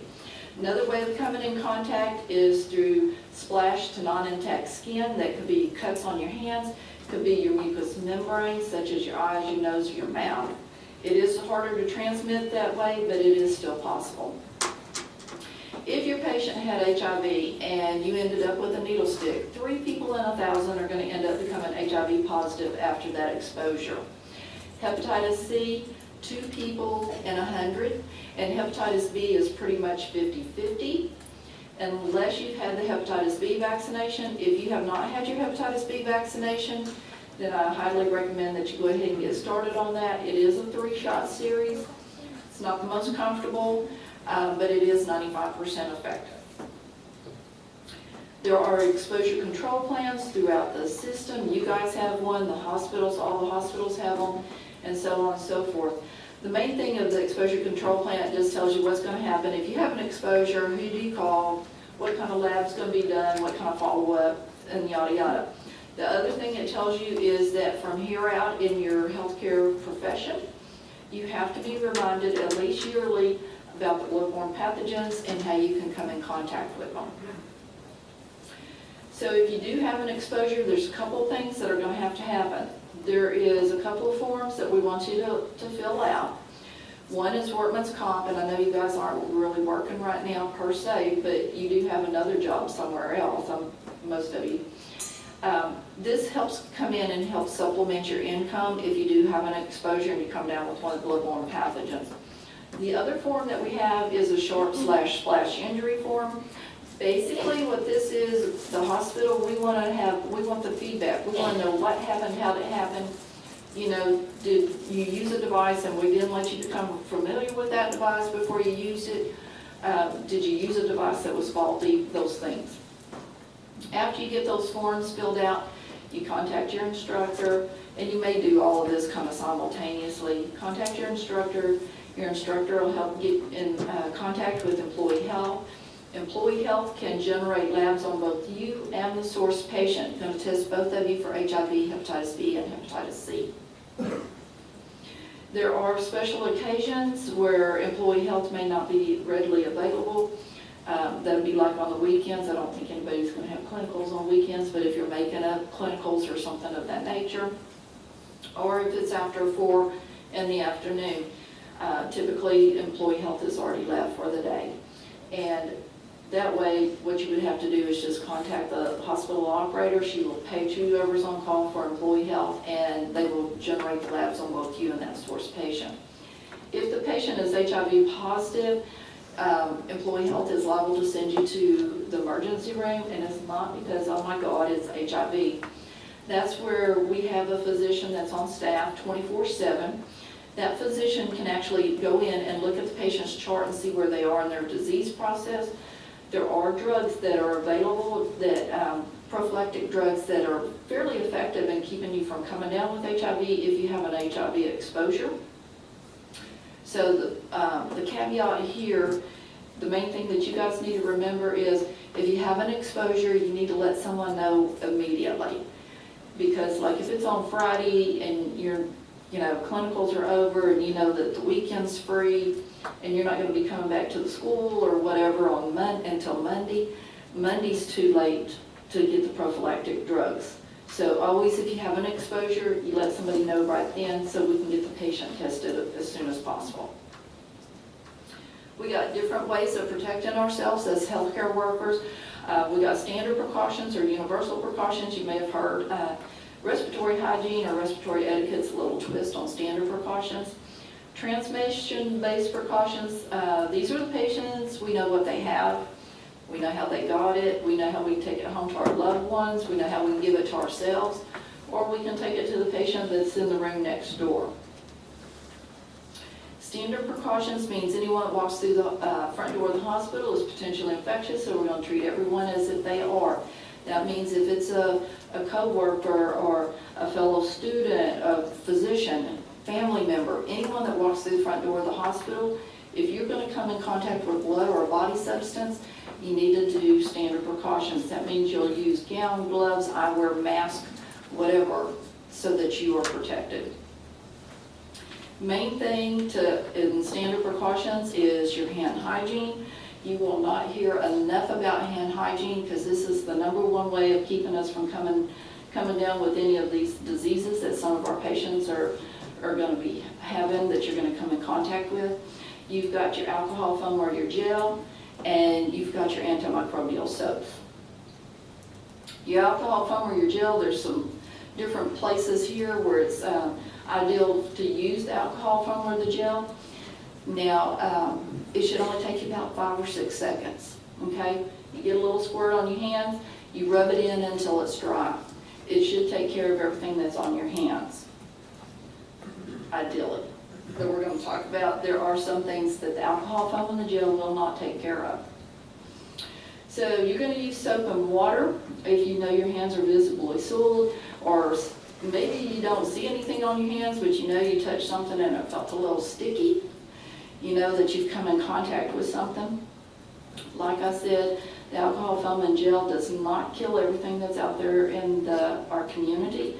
One of the things is god-awful diarrhea that we're going to talk about here in just a little bit. You have to physically remove that spore off your hands. Now, you always want to wash your hands before you eat or drink, and that's because you never know if you've come in contact with the god-awful diarrhea spore. And then, of course, after you go to the restroom, because you don't want to spread anything that potentially you could be harboring. May not be causing you any problems, but it could cause problems for a patient. We're going to talk about the contact and special contact isolation rooms. You can alcohol foam or gel in, but you gotta wash your hands on the way out, and that's because of the god-awful diarrhea. For your hand hygiene to be effective, you gotta keep your rings to a minimum, nails no longer than 1/4 of an inch long. If you're gonna have any kind of patient contact, you can't have nail polish or artificial nails. Hand lotion, we're gonna ask that you not bring any lotion from home. The hospital does have hand lotion throughout the hospital that is manufactured to work with our alcohol foams and our gels and our antimicrobial soaps. So we ask that you not bring any lotions from home because they do inactivate our soaps and our gels. Yeah, there's enough chemicals in them that it keeps you from being effective in your hand hygiene. Personal protective equipment, or PPE, this is what you're going to use to protect yourself if you're going to come in contact with blood or body substance. Gown, gloves, eyewear, mask. This is just showing you someone that's getting ready to go into an isolation room. She's got her yellow gown on and her gloves. Probably not going to see too many yellow gowns floating around the hospital anymore. They're blue, so this slide really needs to be updated. If you're on a floor and all of a sudden you need some PPE and you've never been on that floor before and you're like, oh my God, I need some PPE, you don't have to look for it. If you see the crash cart, the bottom drawer of the crash cart has all the PPE that you could possibly ever need. You just open that up, get whatever you need. If you don't see that, but maybe you're close to the Pyxis room, that's the medication dispensing machine, what you'll see is a patient belonging bag that's hanging off the side of the wall next to the machines. And basically that's a grab and go. It has everything in there. So you can just grab that bag and go and use whatever you need. Ideally, if you take off your PPE, you take off one piece of equipment, do your hand hygiene, take off another piece of equipment. Main thing to remember is if you have anything on your face, you always do hand hygiene before you take any piece of equipment off. So like if you're in a room and they're doing a procedure or something, maybe you have eyewear on and a mask, do your hand hygiene, remove your eyewear, dispose of it or set it aside, whatever you need to do. Do hand hygiene again before you reach up to remove your mask. Dispose of it or set it aside, do hand hygiene again. The N95 respirator we'll talk about here in just a minute. I don't know that y'all will have a whole lot to do with the N95s, maybe respiratory therapy students, but the rest of you probably won't have a whole lot to do with that right now. Everyone has safety devices on all the units, so you shouldn't be using a non-safety device when you're in clinicals. If you get to a unit and you find that they're using some non-safety devices, ask them why. If they can't give you a reasonable answer, just pick up the phone, call infection control, and we'll investigate. Disposing of sharps, only sharps go in the sharps container. We find all kinds of things in the sharps boxes when we make rounds. We find food, we find gloves, everything. Every time you put something in that sharps box other than a sharps device, you run the risk of either exposing yourself to a needle stick or the patient that comes behind you. So, respiratory hygiene. This is, you'll see some of this signage right now at the hospitals and things, but this is really gets more important when it gets closer to flu season. Usually starting around September or so, you'll start seeing lots of setups like this, and it just says if you're coughing or sneezing, please take a Kleenex, cover your nose and your mouth, dispose of your Kleenex, and please do hand hygiene. And then the transmission-based precautions. Remember, these are the patients that we know what they have, we know how they got it, we know how we can take it home or give it to the patient next door. Contact precautions, what you're going to see is a yellow sign will be on the front of the patient's door. Okay? And if you notice, there's a black box right here. All right? Now what that tells you is, before you go into this patient's room, stop and think about what you're going to do. Are you going to touch the patient or anything in their environment? If yes, you need to put on gown and gloves. Oh, hit the wrong button, sorry. Most likely patients that you're going to see on contact precautions is going to be your MRSA patients, VRE patients, and your extended spectrum beta-lactamase or ESBL patients. And let's see, special contact precautions, you got a yellow sign, and notice it has a red box right here, okay? On the yellow sign with the black box, you stop and you think about, oh, what am I gonna do? Do I need a gown and gloves before I go in here, because I may be touching the patient or the environment, okay? So you have kind of a little bit of an option. With the red box, you cannot even stick your big toe inside the patient's room unless you have gown and gloves on, okay? These patients have highly resistant bugs. We do not want them loose throughout the hospital because once they get loose, they are very hard to get back under control. Most likely bugs is going to be your multi-drug resistant Acinetobacter. If you don't know what Acinetobacter is, everybody in here has been exposed to Acinetobacter. It is a common dirt bug. It is not resistant if it's in your dirt, but once you bring it into the hospital, it only takes about 6 to 7 days before it becomes resistant to antibiotics. It's very smart, very intelligent. Visa, if you have MRSA and you come into the hospital, number one antibiotic we're going to give you is vancomycin. We give it to you for an extended period of time, depending on how bad your MRSA is. What you end up with is Visa.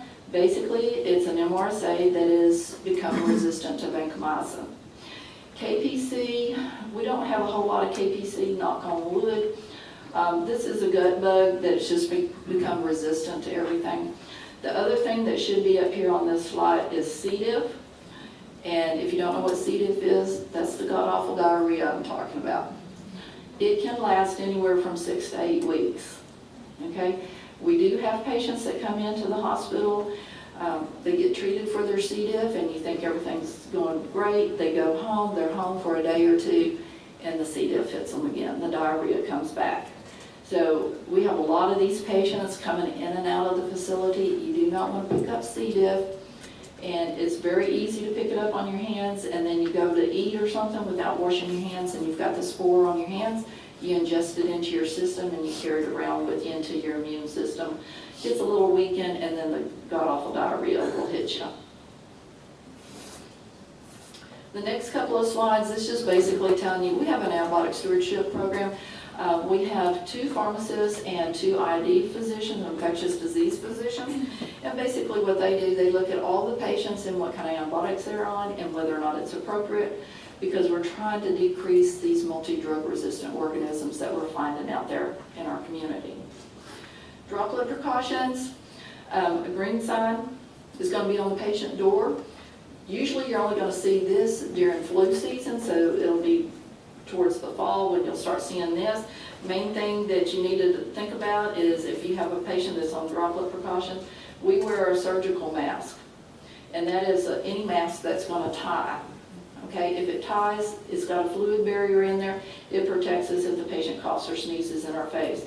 Everyone wants to wear the procedure mask, which is the one that we call the patient mask. It has elastic around the ears. It's nothing but a glorified Kleenex. It has no fluid barrier. So if the patient coughs or sneezes in your face, anything that hits that mask is going to go straight through. And everybody knows that flu shots are mandatory, and you'll hear more about that later on in the year. Airborne precautions, you may see a patient that has a hot pink sign on the front of their door. Typically, you guys do not go in these patients' rooms because of the fact that you do have to have an N95 respirator. It's one of the masks that's up there. If for some reason they're going to allow you to go in and take care of this patient, you do have to be fit tested for the N95. And it only takes about 5 minutes. So you just call employee health and they'll get you fit tested. Main thing is remember which mask you get fit tested for, because it does make a difference. TB, the state of Arkansas says we have to show you a slide on TB. Yes, and that is the last question on your test, so if y'all want to jot down your answers real fast, but we're going to go over it at the end anyway too. So, but we do have a lot of patients that come in and out of all of our facilities with tuberculosis. We're still one of the highest states with TB patients out there, so you will potentially come in contact with one of these at some point in time in your career. Medical infectious waste, all waste is potentially infectious, doesn't mean we have to treat it any different. In the past, we used to separate things. Now, if you see a red trash can, red rag, red cart, red barrel, everything can go in there. Your bloody dressings, your full suction canisters, everything. You don't have to sort things anymore. If you see one of the biohazard signs, just know that that means that there is potentially something infectious here in this area. So you need to stop and think about, what do you need to do to protect yourself? Do you even need to be in this area?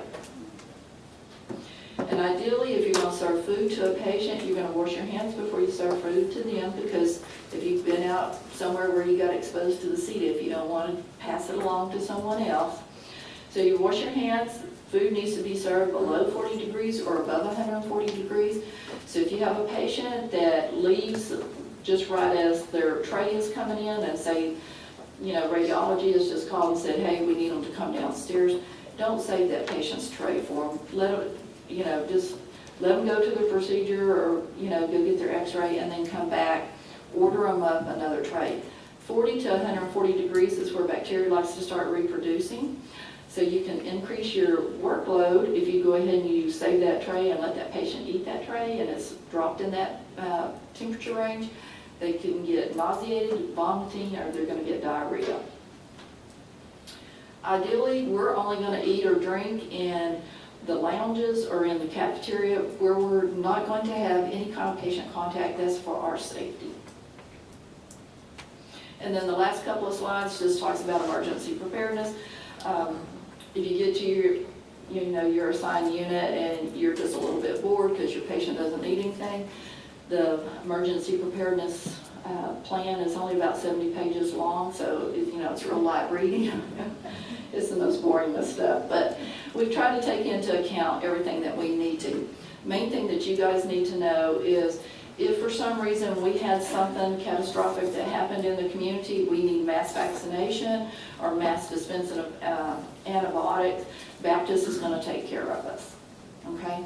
We're going to get all that, so you don't have to worry about that. And that's it, unless somebody has a question. Okay, we'll do your test real fast, and we'll let you get out of here. Number one, your hand hygiene is required if hands are visibly soiled. That's true. Number two, specific actions you can take to reduce infections is D, all of the above. Number three, the 3 ways of being infected with bloodborne pathogen is B, C, and D. Number 4, anyone that comes through the front door of the hospital is potentially infectious, so we're going to treat everyone as if they are until we know otherwise. That is B, standard precautions. Number 5, after an exposure to blood or body substance, you're going to contact your student and coordinator or instructor. Don't call your mom because you're just going to worry her. Number 6, use of the sharp safety devices is D, all of the above. Number 7, your PPE is D, all of the above. Number 8, I don't know that I stress this enough, but please y'all, hand hygiene is the number one thing you can do to prevent infections in yourself, your loved ones, and the patient that's next door. And number 9, the 3 common bloodborne pathogens is B, C, and D. And then number 10, if you didn't get all the signs and symptoms, fever, night sweats, weight loss, bloody sputum, or a cough that's greater than 3 weeks. Anybody have any questions? Okay, y'all are good to go until 12 o'clock.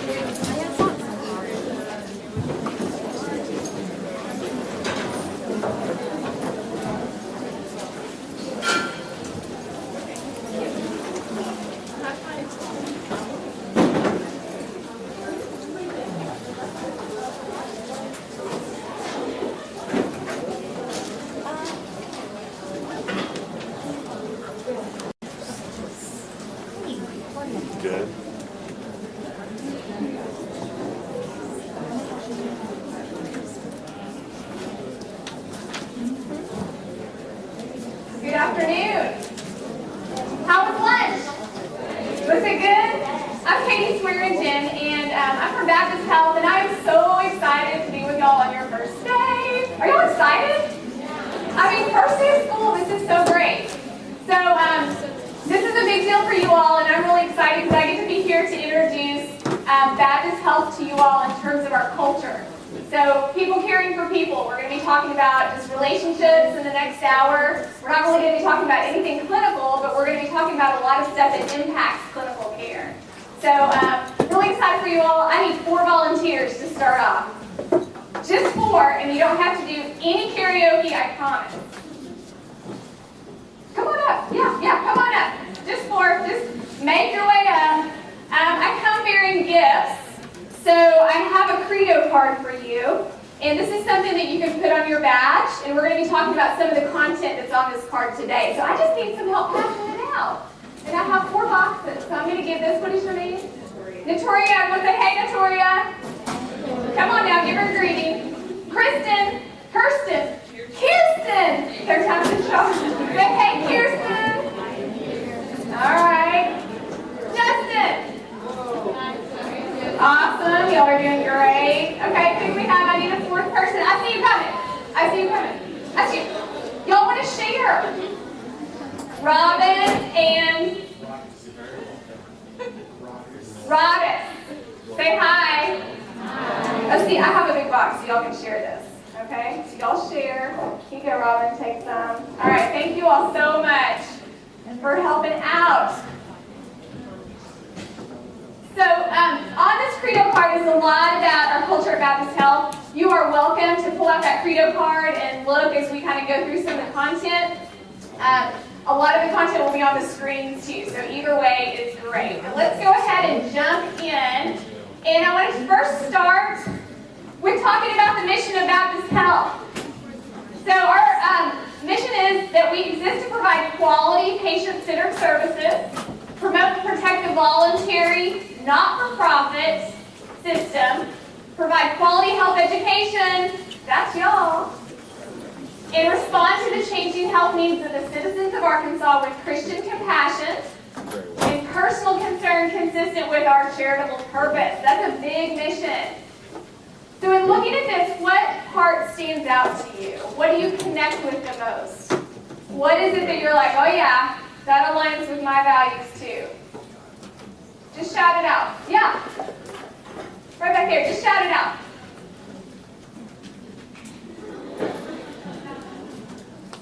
Did you say compassion? Someone said compassion. Yeah. So why does that stand out to you? Why is that important?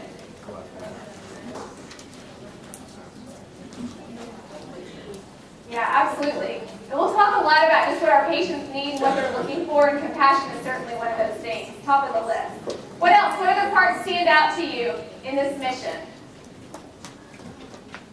Just yell it out. What about those changing healthcare needs? Y'all, it's a change moment in life, but it's definitely a change moment in healthcare. And this is something that Baptist Health certainly is experiencing. I really feel like, no. Do we have any extra credo cards? We're out. Who didn't get a credo card? Raise your hand. Let me see how many we're missing. Oh, y'all gifts? Okay.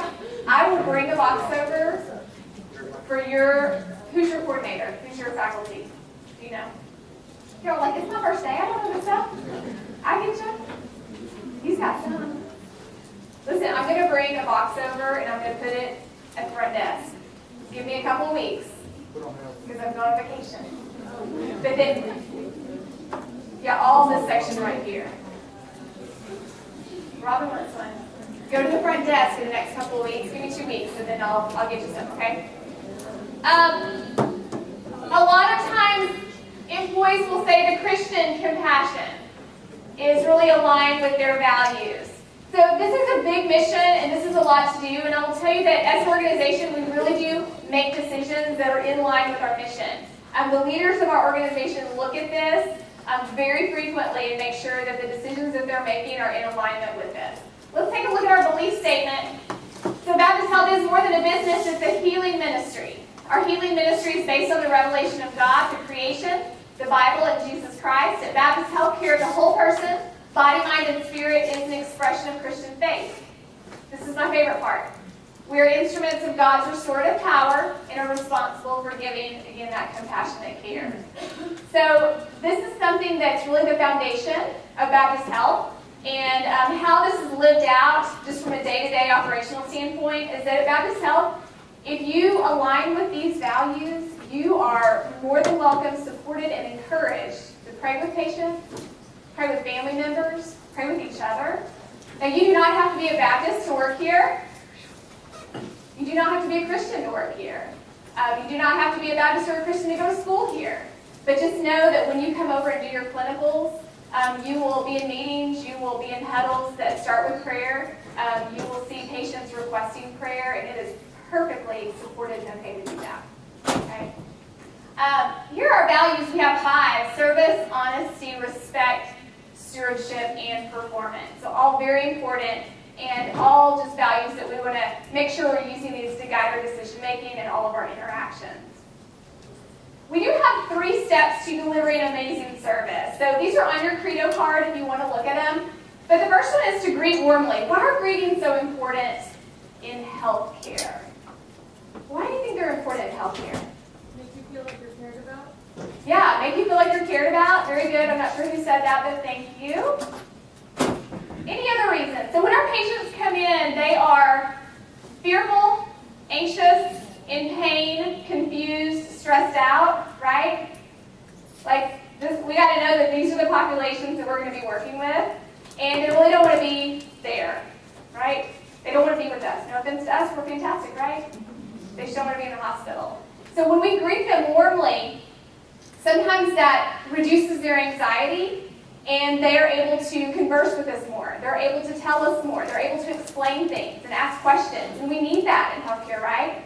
We need for our patients to be able to talk to us, and we can talk to them so that we have that two-way communication to really make sure that we're on the healing journey with them. So those greetings are really important, and I would argue that they're more important in healthcare than any other industry around. The second one, be responsive to people's needs and exceed expectations. So we want to make sure that we're a step ahead of all of our patients, and that we are not only meeting their needs, but we are anticipating what do they need next and delivering on it. So that's really top-notch care when we're doing that. Third step is to provide a genuine handoff. And I love this because healthcare truly is a team sport. So when you get over to Baptist, you're not going to have to do it all yourself. Thank goodness. You've got a team of people to work with. But that doesn't mean that you're going to be handing people off. You're going to be handing your patients off to other people. And we want this to be seamless because our patients want to know that we truly are a team working together and that we know what's going on and that we're fully informed and on the same page and working towards the same goal. They want to know that and they want to feel that. So that handoff of the patient is super important. We'll see what a good handoff looks like here in a little bit. All right, so we talk a lot about engagement at Baptist Health, and we really do want an engaged workforce. And I think part of that is just looking at your own level of engagement, and then also really thinking about some characteristics of what you've seen in terms of engagement or disengagement. So how many of y'all went out this weekend, maybe out to eat? Anybody? Shopping? Anybody? On vacation? Flew somewhere? Stayed at a hotel? Okay, so at any of these places, you've probably observed employees who are engaged in their work, right? They're involved in it, they're committed, they're enthusiastic, you can tell they're engaged. But you may have also observed employees who are disengaged, right? So let's start with them. What do they like? How do you know that they're disengaged? Uninterested, yeah. They don't talk to you. They don't acknowledge you. They don't look at you. Yeah, what else? Just shout it out. On their phone. Yeah, they're on their phones. Completely distracted. Yep, just not giving you the time of day. Really don't care that you're there, right? So I was at the dry cleaner one time, and we pulled up, and usually my oldest son will get out, and he likes to kind of have the responsibility of getting the clothes. But this particular day, my youngest son, who kind of calls the shot, said, oh, I want to go too. So I'm like, all right. So we all three get out of the car, bebop into the dry cleaners. And this guy, the clerk was standing there behind the counter, and we walk in, and we're kind of a happy bunch. So we're like, hey, how are you? And he goes, not good. We're like, what?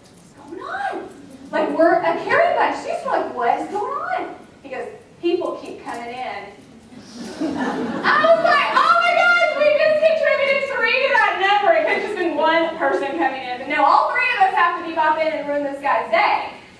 So disengaged, right? I mean, not a bad person, but something's not working for him. Just totally disengaged.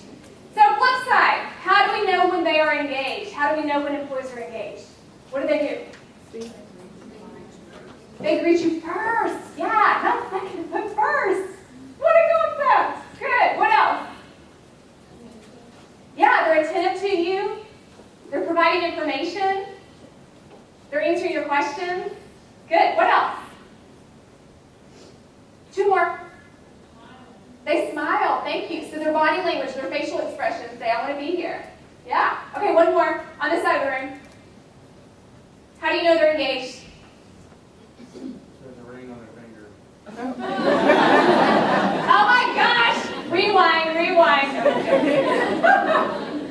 One more. That does stand for commitment, right? So they're committed. We'll take it. They're committed to their work. Yeah. So a couple of my favorite characteristics of engaged employees. One, and this is going to sound so simple, but they pay attention. They just pay attention. And can you think about a more important characteristic in healthcare? I mean, it is so important that we pay attention to everything. And that leads to quality, that leads to safety, that leads to so much in terms of healthcare. Just paying attention, just being mindful of your surroundings, looking around, seeing what needs to be done and doing it, right? And then my second favorite characteristic is they are proud of what their organization offers. Services, products, whatever it is, they are proud of that. And they would recommend that to others. They're excited about it because they know that they own it. Like they're creating that. Okay? So I want to ask you, why did you choose healthcare? This is your first day on your journey to a healthcare career. Why did y'all choose healthcare? How many of you all have either been a patient or maybe your loved one was a patient, you saw the work of the healthcare team and you said, sign me up? Yep. We always have people who want to be on that side of it. How many of y'all say, it is just in my values, the altruism is there, I want to help people, I love people, I'm compassionate? Good? Yeah.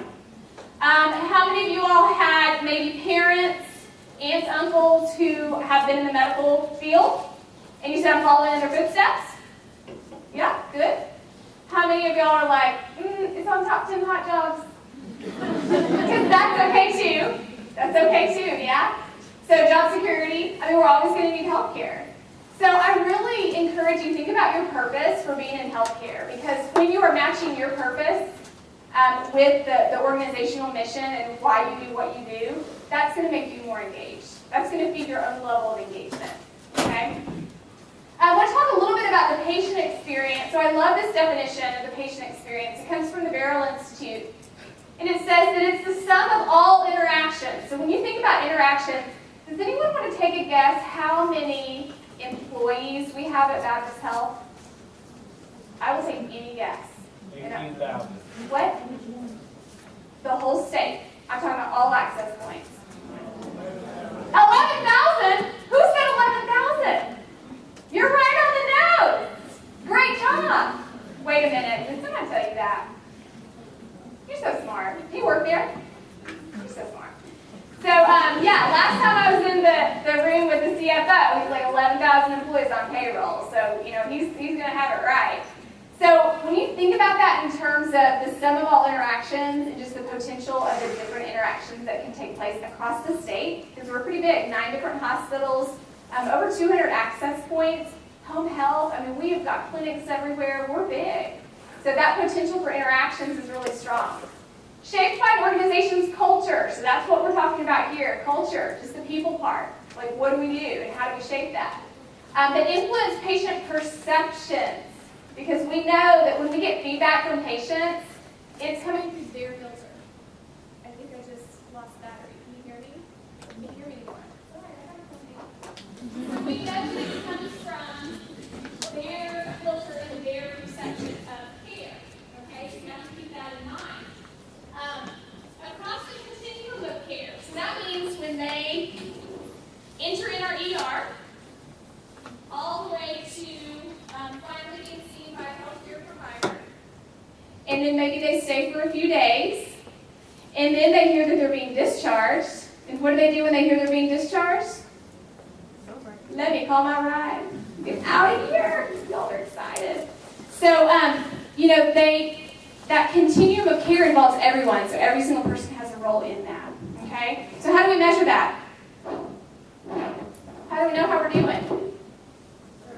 You got it. So we've got a couple of surveys. Can y'all hear me okay? We have a couple of surveys. One is HCAHPS. How many of y'all have heard of HCAHPS? All right, so HCAHPS is driven by whom? Who? Did someone say the government? Yes, that is right. So, our biggest payer is Medicare and Medicaid.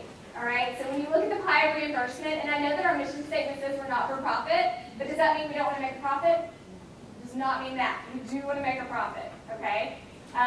We don't just want to make a profit. We want to do a lot more than that, but yeah, we want to make money.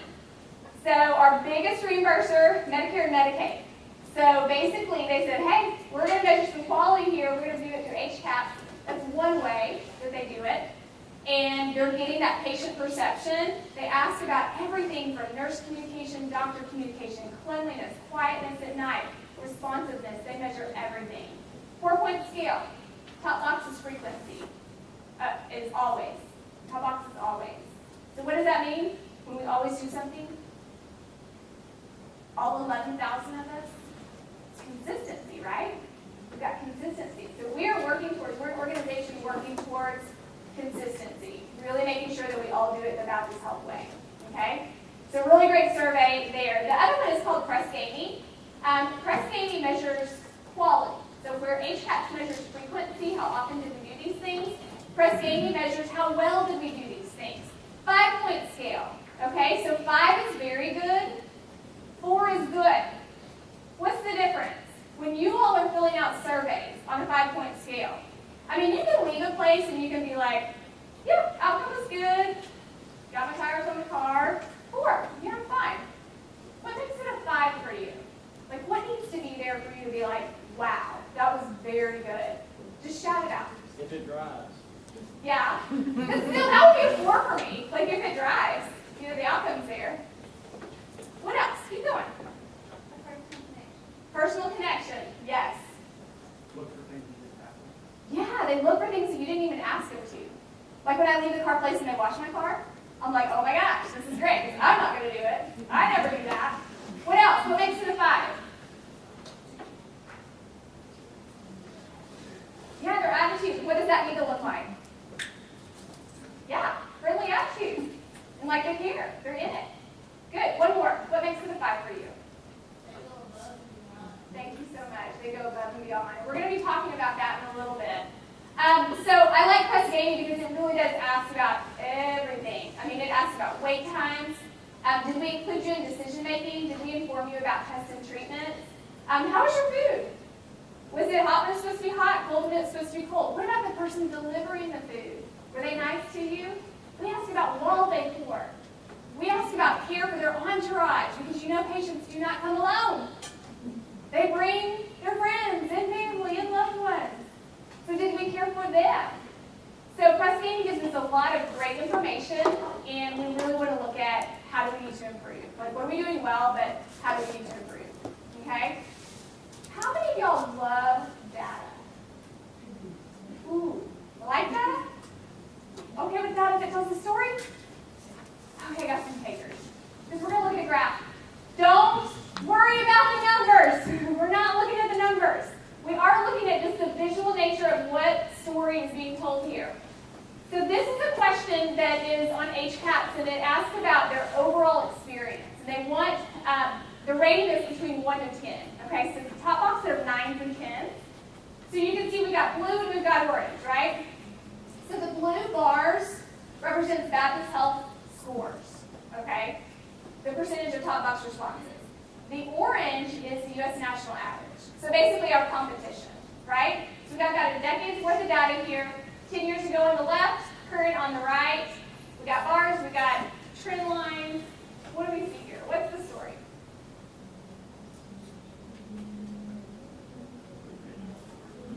We have continual improvement, okay? So the blue bars are going up, and our line, like our trend line, is going up. So that means we are improving. Yay! That's awesome. What perform above national average? We're above the national average, yeah. So on a lot of these blue bars here, you will see that they are, most of them, they are above the national average. So we're beating the competition. Yay for that. What else do we see here? What's happening with these trend lines? The gap's getting closer. Oh my goodness. That gap's getting closer, y'all. This is what really gets me a little bright, okay? How many of y'all are runners? Do we have any runners in here? You runners? Okay. Usually I have like 0, so I'm glad y'all raised your hand. Usually I have to go back to like high school, junior high, elementary track and field, 50-yard dash. I will take those runners too. So let's say that y'all are good runners, right? Used to be like number 1, okay? So you're the blue line. So you're in the lead. You're about to like get to the finish line. You're doing awesome. You're number 1, and all of a sudden you hear the number 2 runner behind you, right? You hear their footsteps. You feel them breathing. Whatever it is. What do?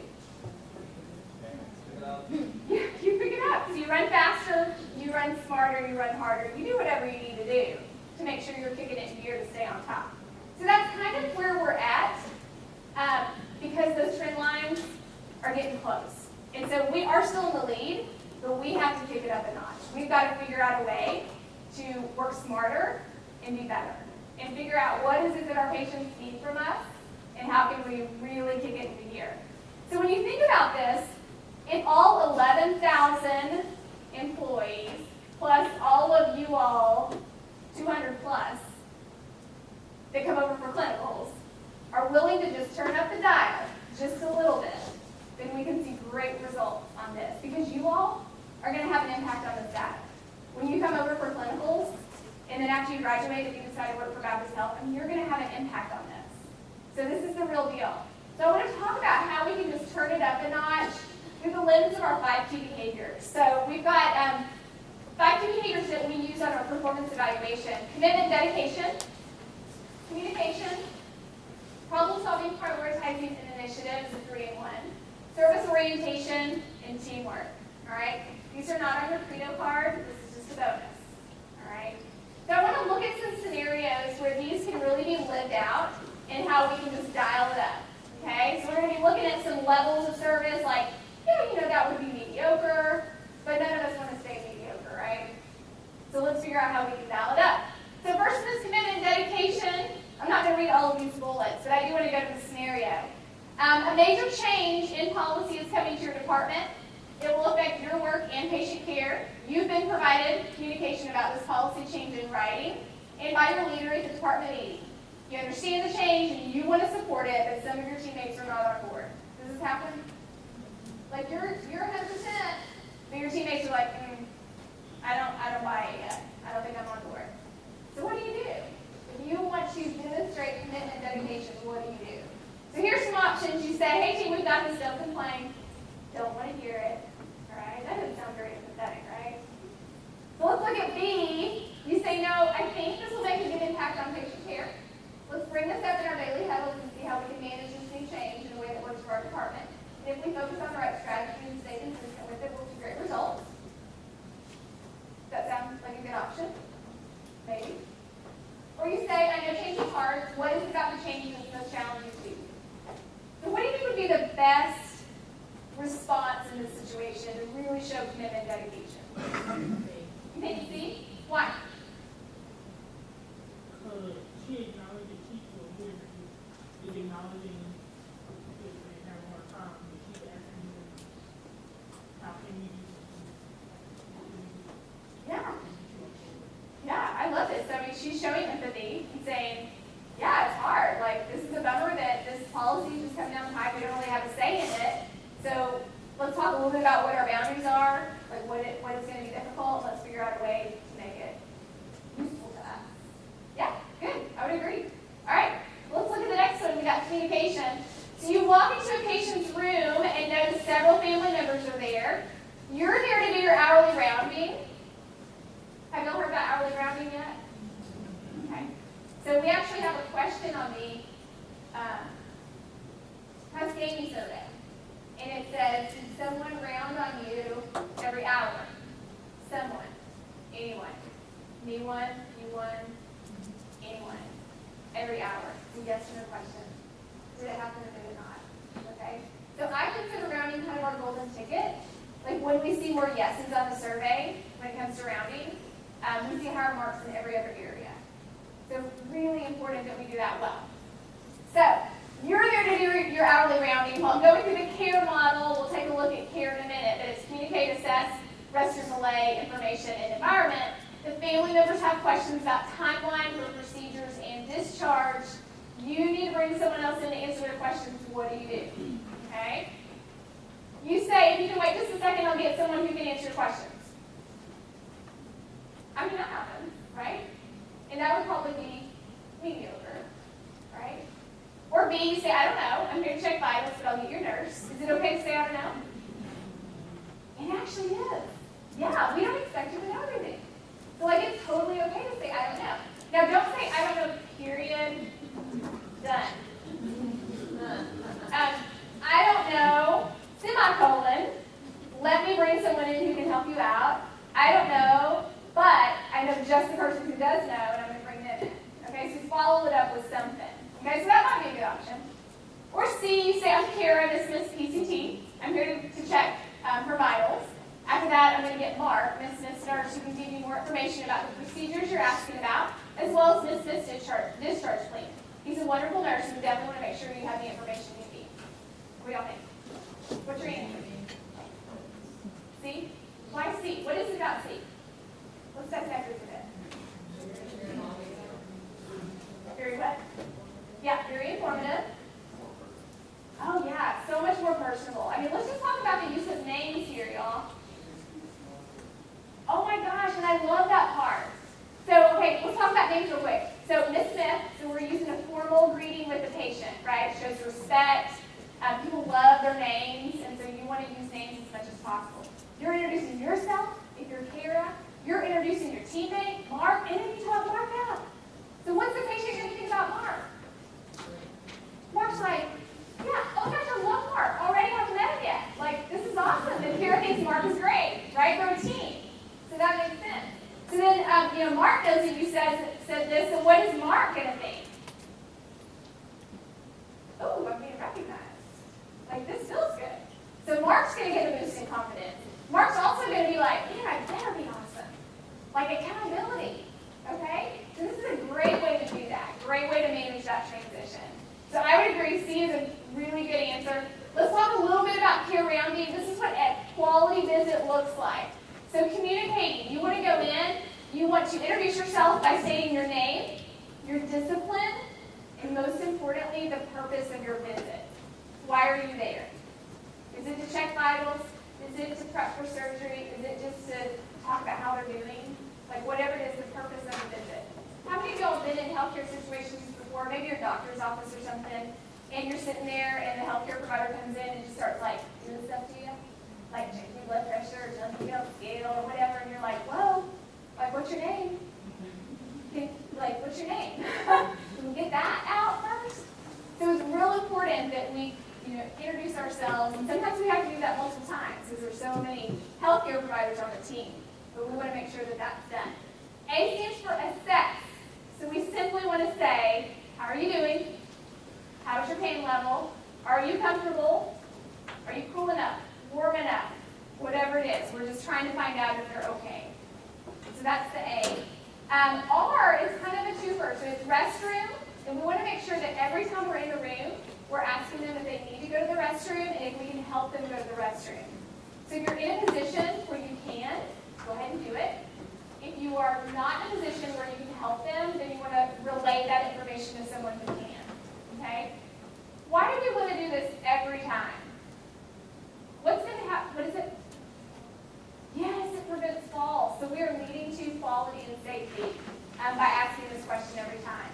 Because a lot of times if we don't ask it, we'll leave the room and they'll be like, oh, I gotta go to the bathroom. And I can't wait another hour.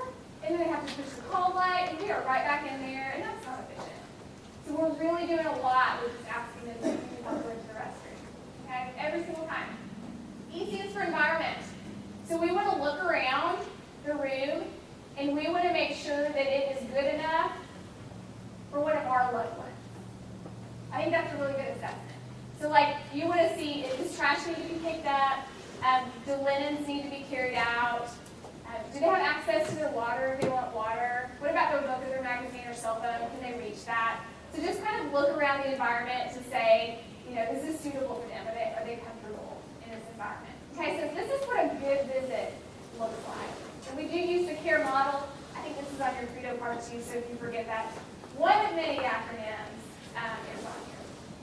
All right, let's look at problem solving, prioritizing, and initiative. Here's our scenario. Patient's family member who's just brought a complaint to your attention. All right, is this going to happen? This is going to happen. So either a patient or a family member is going to come to you. Don't be offended. Probably they trust you to take care of it. All right, so how do we want to handle it? Go through the last model. Listen, apologize, solve, and thank. And we're able to institution with a family member. However, you know this is an issue that could be prevented in the future. What do? All right, here are your options. A, bring this up with your coworkers to identify the problem, brainstorm positive solutions, and share your team's resolution with your leader and others who might benefit from the solution. Sounds like that might be a winner. Bring this up with your coworkers to identify the problem. That's kind of already been done. Like the patient's family member already identified it. We're already on the other end of that. C, bring this up with your coworkers to identify the problem and ask their advice on positive solutions to prevent the issue in the future. What do y'all think? What's the best response? Did I hear A? I would agree. Yeah. So A is kind of it's like everything plus. So what's the plus here? Like what really makes this the best response? You got it. Yeah. So I really do encourage teams, so when you're overdoing your clinicals, if your team has figured out a best practice, share it out with others, because that really does prevent other people from having to reinvent the wheel. And again, we're all on the same team. Like we're all sharing the same score. So we want to make sure that we're helping others out. And this is, we use a Likert scale for these key behaviors. And so that truly is a 5. Like you're helping others succeed. You're helping your teammates be successful. Okay? All right, service orientation. Let me talk a little bit, hold on, let me go back to this last model. So the L stands for listen. So we just want to hear their side of the story, right? We just want to listen with an empathetic ear, hear their side of the story, and get their perception. The A stands for apologize. So we do want to say, I am really sorry that this happened. Now I encourage y'all, don't throw anybody under the bus here. Like, don't say, I'm so sorry that Robin did that. Man, so sorry. Just apologize sincerely. S stands for solve. And what's the best way to solve someone else's problem? Someone else's problem, not your problem, but someone else's. What's the best way to solve someone else's problem? You got it. Ask them what they want. How do you want this to look? What can we do to make this better for you? Ask them. If you try to solve it through your own filter, then you're aligning it with your values, not theirs. Okay? So you do want to make sure that you're asking them what they want to see done. And sometimes it's very reasonable, right? T stands for thank. We want to thank them for complaining. Help me out with this one. Why do we want to thank them for complaining? Yeah. They brought to our attention something that needs to be fixed. Yeah. So we can fix it for them, which is good. Usually a complaint's about 10 persons strong. So one person will be vocal. You know the type. Maybe you are the type. 9 other people won't say anything. So you fix it hopefully for 10 people. And then maybe everyone else in the future too. Like if you really make sure that it's taken care of. Studies show that customers in general will return to an organization even if they have a problem with that organization if it's fixed. They'll come back. They're 50% more likely to come back. That jumps to 85% more likely to come back if the issue is fixed timely. So it's super important that we think about the efficiency and just taking ownership for it and just solving it. Just taking care of it. All right, so, okay, we've done that. Let's go to service orientation. You answered your office phone with the appropriate greeting. And on the other end of the line is a very angry voice. Has this happened before? How many of y'all dealt with angry customers before? Oh, good. Lots of experience. They begin by explaining their experience with your department and how it did not meet their expectations. Information was not shared in a timely way, and it contradicted what other team members said. Didn't make sense to the customer. How do you handle this call? So here we go. Encourage the caller to calm down. And let them know you're willing to listen and try to correct the situation. Well, that always works, right? Just tell them to calm down. Tell an irate person to calm down. Works like a charm. So, maybe not the best solution there. C, listen genuinely, apologize sincerely, and solve their problem by asking them, how can we make this right for you? Explore options with them and manage the situation in a timely manner, either before you get off the phone or by calling them back. Thank them for bringing this to your attention and trusting you with the correct outcome. What do y'all think? Yeah. So you see how this just sort of turns it up a notch? Like I know that, this is a little bit going extra. But this is something that can really change our culture. If we're doing things like this, if we're dialing it up like this, it can change our culture. All right, we've already gone through that. Let's step ahead. Let's look at teamwork. You're rounding on your patients. And notice the room that needs the trash changed and linens removed from the floor. This is not specifically listed in your job description, but you are able to do it. What do you do?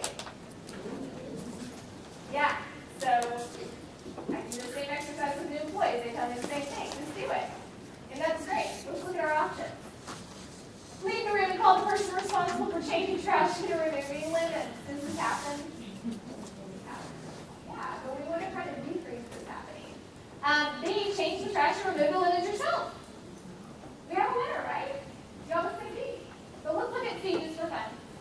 Change the trash and remove the linens yourself. Narrate care to your patient by saying, we want you to have a nice, clean environment, so I'm going to take care of this. Is there anything else I can do for you while I'm here? I want you to be as comfortable as possible. What do y'all think? Okay, C. So, what is it about C that makes this the best option? Yeah, like they're talking to the patient. They're talking through what they're doing. They're talking about their purpose for doing it. This doesn't take any extra time. You're doing this while you're changing the trash and removing the linens. So a lot of times people are like, I don't have time to do all this stuff. This takes no extra time. You're just being an extrovert while you're doing it. Okay, you're just talking through, I'm going to take care of this. I'm going to clean this trash for you. I'm going to remove the linens. I really want you to be comfortable. What else can I do for you? Okay, no extra time there. So this really does help make that personal connection with the patient. All right, we have got, this is a video, and it's just words and music on a screen. That just sort of summarizes what we talked about in terms of the culture that we want at Baptist Health.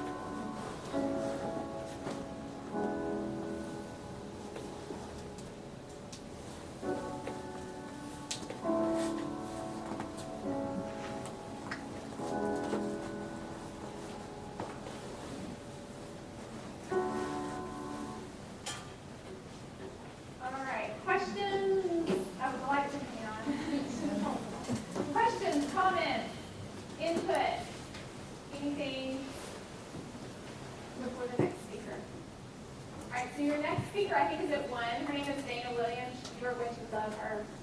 Like, she is the real deal. She's going to tell you stories that will make your jaw drop. Okay? So be ready. She's great. So good luck to you all. I'm so excited for you. I guess take a break and be back at 1.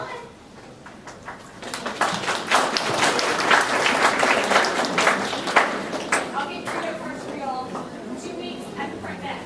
Okay? I'll be waiting. Okay.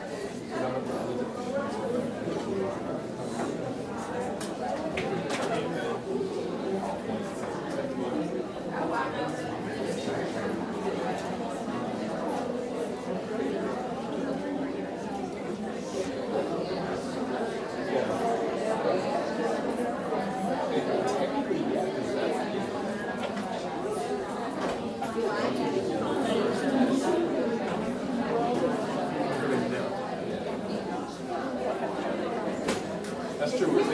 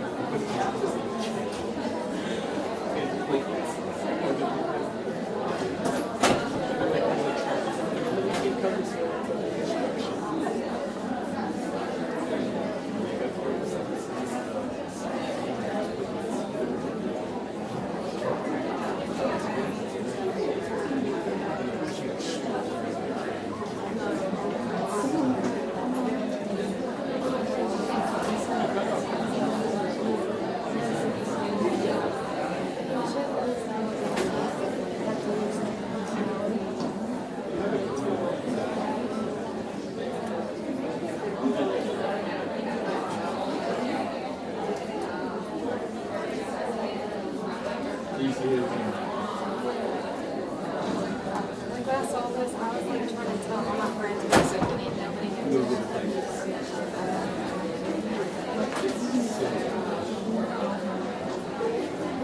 Her eyes are like.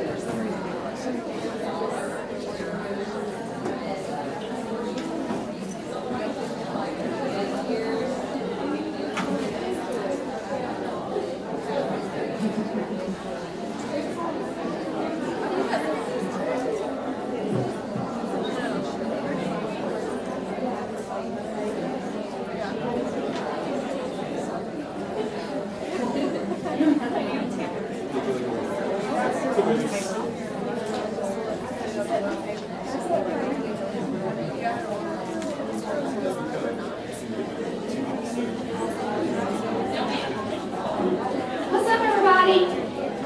How are y'all? Are you ready for your 1 o'clock speaker? Oh, you got it. Oh, it says, you may have to give me past this one, because it's saying that I'm an unknown user. Will you make that? I say I will. Y'all want to go ahead and get started so you can go home? It's hot out there. My name is Dana Williams. I work in the corporate compliance department. Has anybody ever heard me speak before? Some of you because of new employee orientation or from last year? New employee orientation? Well, essentially it's the same presentation. Sorry. That's going to deal with that. I'm the privacy officer for our system. I work in the corporate compliance department. I've been with Baptist 20 years this year. Oh my, that's so much better. Does it feel cooler?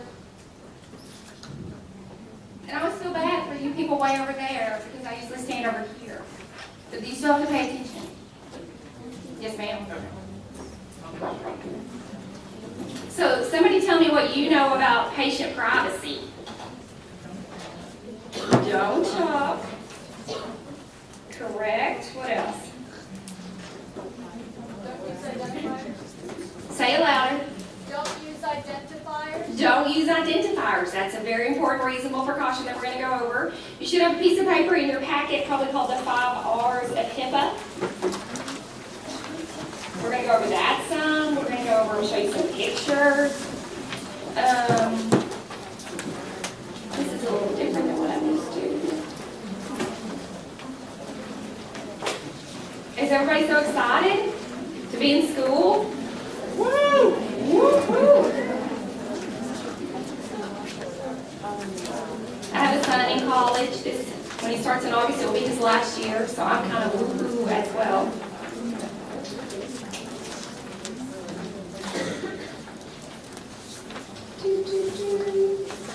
Okay, so the first R on your piece of paper, I'm going to use this so that I can wander. The first R on your piece of paper is role. So your access to patient information is granted to you in your role as a student, and and for no other reason. I must have gotten negative viewers here. So how many of you work for Baptist part-time as well as be a student? A few of you, and that will increase. More of you will want to do that. This is great experience. We're a great place to work. So currently, when you are an employee, you get what's called a UID, a number that starts with a U, right? And when you're a student, you're going to get a number that starts with an SID.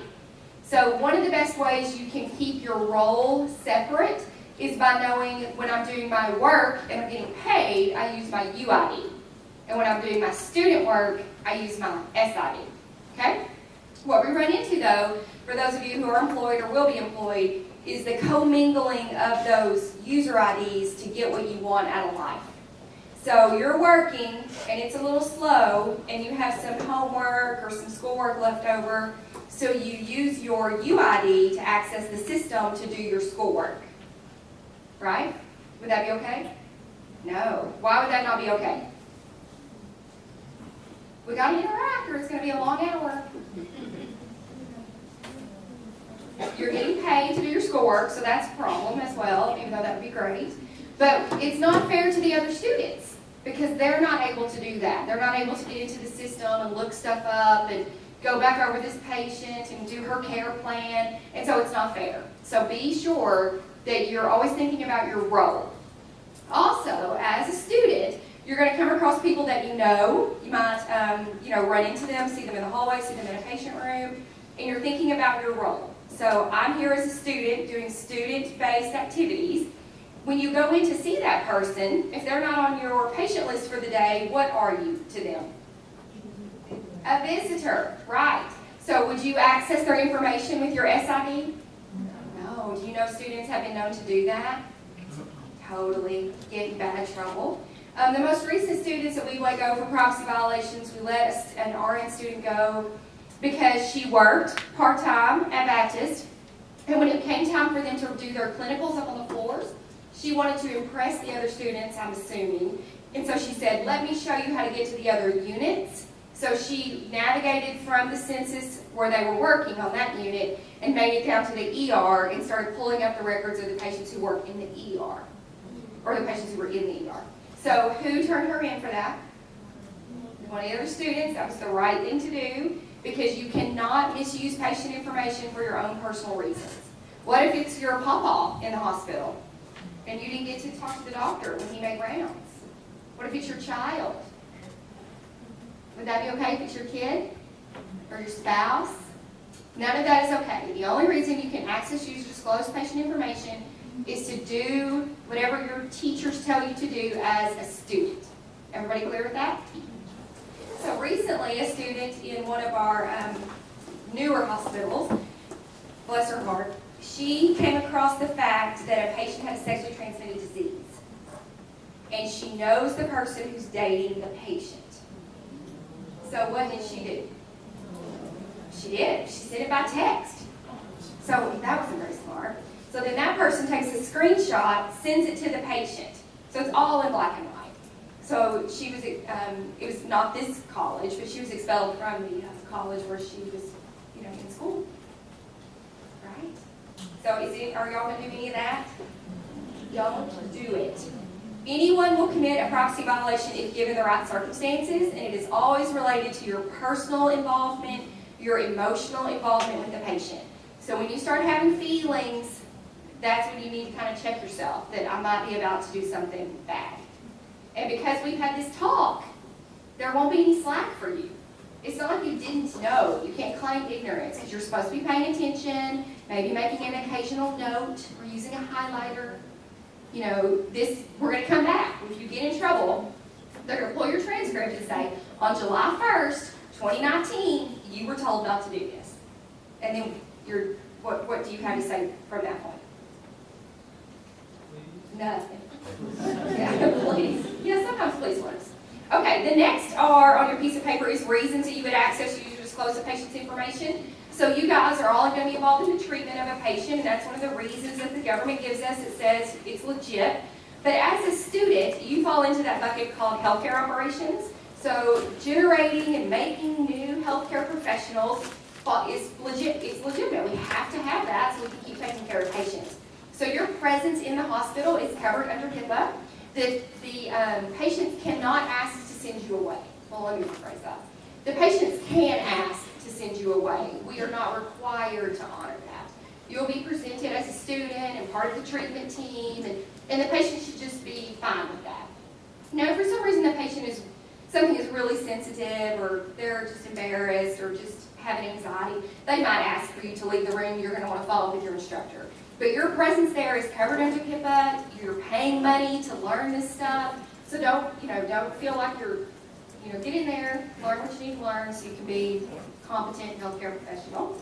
The next on your piece of paper is reasonable precautions. So the government says that it understands we don't take care of patients in a bubble, but it says you must do everything you can to protect the patient's information. So one of the reasonable precautions that someone yelled out was limit identifiers. Students are notorious for taking a lot of notes, which is great, although I don't see any of y'all taking notes about my talk. The students take a lot of notes, they keep a lot of notebooks, and then they lose them, and then it becomes a problem. So when you're writing stuff down about patients on paper, you want to limit the identifiers, because if you lose that, and it says Dana Williams, 44-year-old female, and then it says all my diagnoses, then we're going to have a HIPAA violation. However, if it just has my initials or maybe my account number from the hospital, which we call a CSN, sometimes an MRN for medical record number, if it just has a number, can anybody tell who I am? They cannot. So then we would not have a HIPAA violation. So when you're speaking identifiers, when you're writing them down, we want you to have the information you need to learn. So don't be like, I have no idea who this is. It's this patient too. Write down something that can help you connect that person back, that writing back to a patient. But be careful, because if you lose that, then we're going to have a privacy violation. Sound good? Reasonable precautions also have things to do like, closing the doors and pulling the curtains, the kinds of things that you're familiar with. Taking care of your workstation. Do not leave your workstation unattended. We did have a situation with one student left the workstation open, so then another student kind of slid in and looked up something that they shouldn't have looked up, and it was detected in our auditing trails. So we have to go back to the first student. She's like, it wasn't me, I swear it wasn't me, I don't even know that person. So the next thing we do is pull the security footage, and it shows another student taking advantage of an open workstation. So student number 1, who left the workstation open, was disciplined. And then student number 2, who maliciously took advantage of the workstation, was terminated from the program. So be careful. Be very, very careful.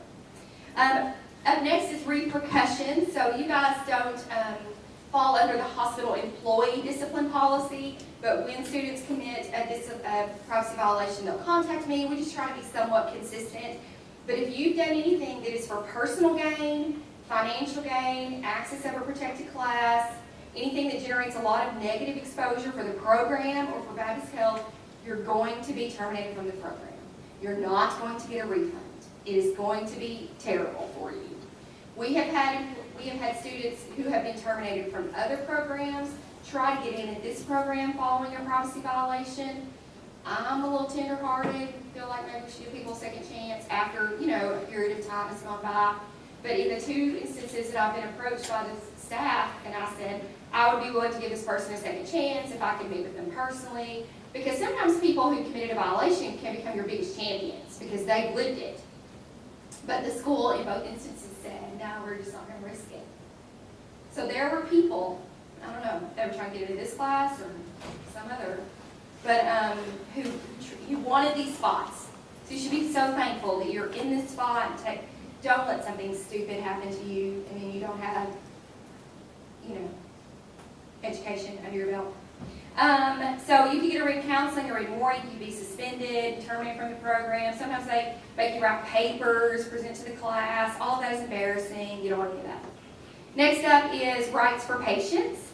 So patients have rights under the privacy regulations related to primarily accessing their information.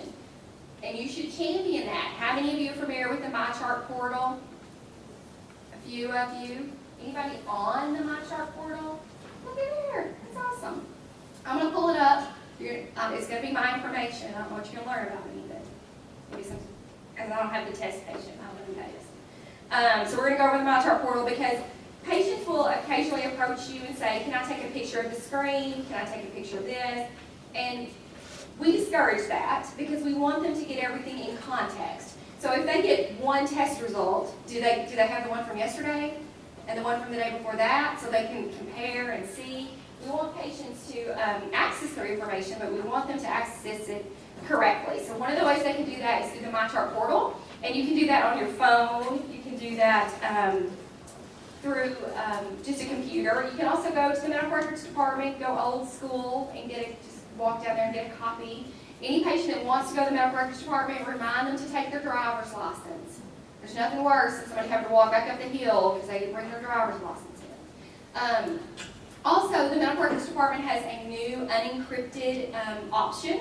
So if a patient can't come to the hospital, they're not comfortable using the portal, they can contact medical records, and through a little process, they will email them their record unencrypted. So the government a couple of years ago said, stop making it so hard for patients to get their records, to which we said, you made it hard, not us. You're the one that put the HIPAA regulations into place, but that's a whole other story. So anyway, the medical records department also has an unencrypted email option that patients can take advantage of. You would not do any of that. You would not print a record and give it to a patient, scan it to their email, none of that. You would want to direct the patient to the medical records department, and the medical records department can also help the patient with the MyChart portal. Other rights that the patient has is to request an amendment to their record, and that is when a patient reads their record and they don't like what it says. The most frequent amendment request we get deals with medications. Medication reconciliation is very, very important. So when you're out there and you're learning about med reconciliation, please take that to heart. Patients get very upset when their medicines are not correct. They had knee surgery 7 years ago, but it still looks like they're taking hydrocodone. And that's because we didn't put in a stop date for the hydrocodone. So pay attention to med reconciliation. Breach notification is if something bad happens. There are rules of when we have to let the patient know what happened. And so it will essentially say something like, a student from our school, they're going to know it was you, accessed your record without a work-related reason to do so. Or someone lost a binder, and in it contained your name, date of birth, all your diagnoses, your diet,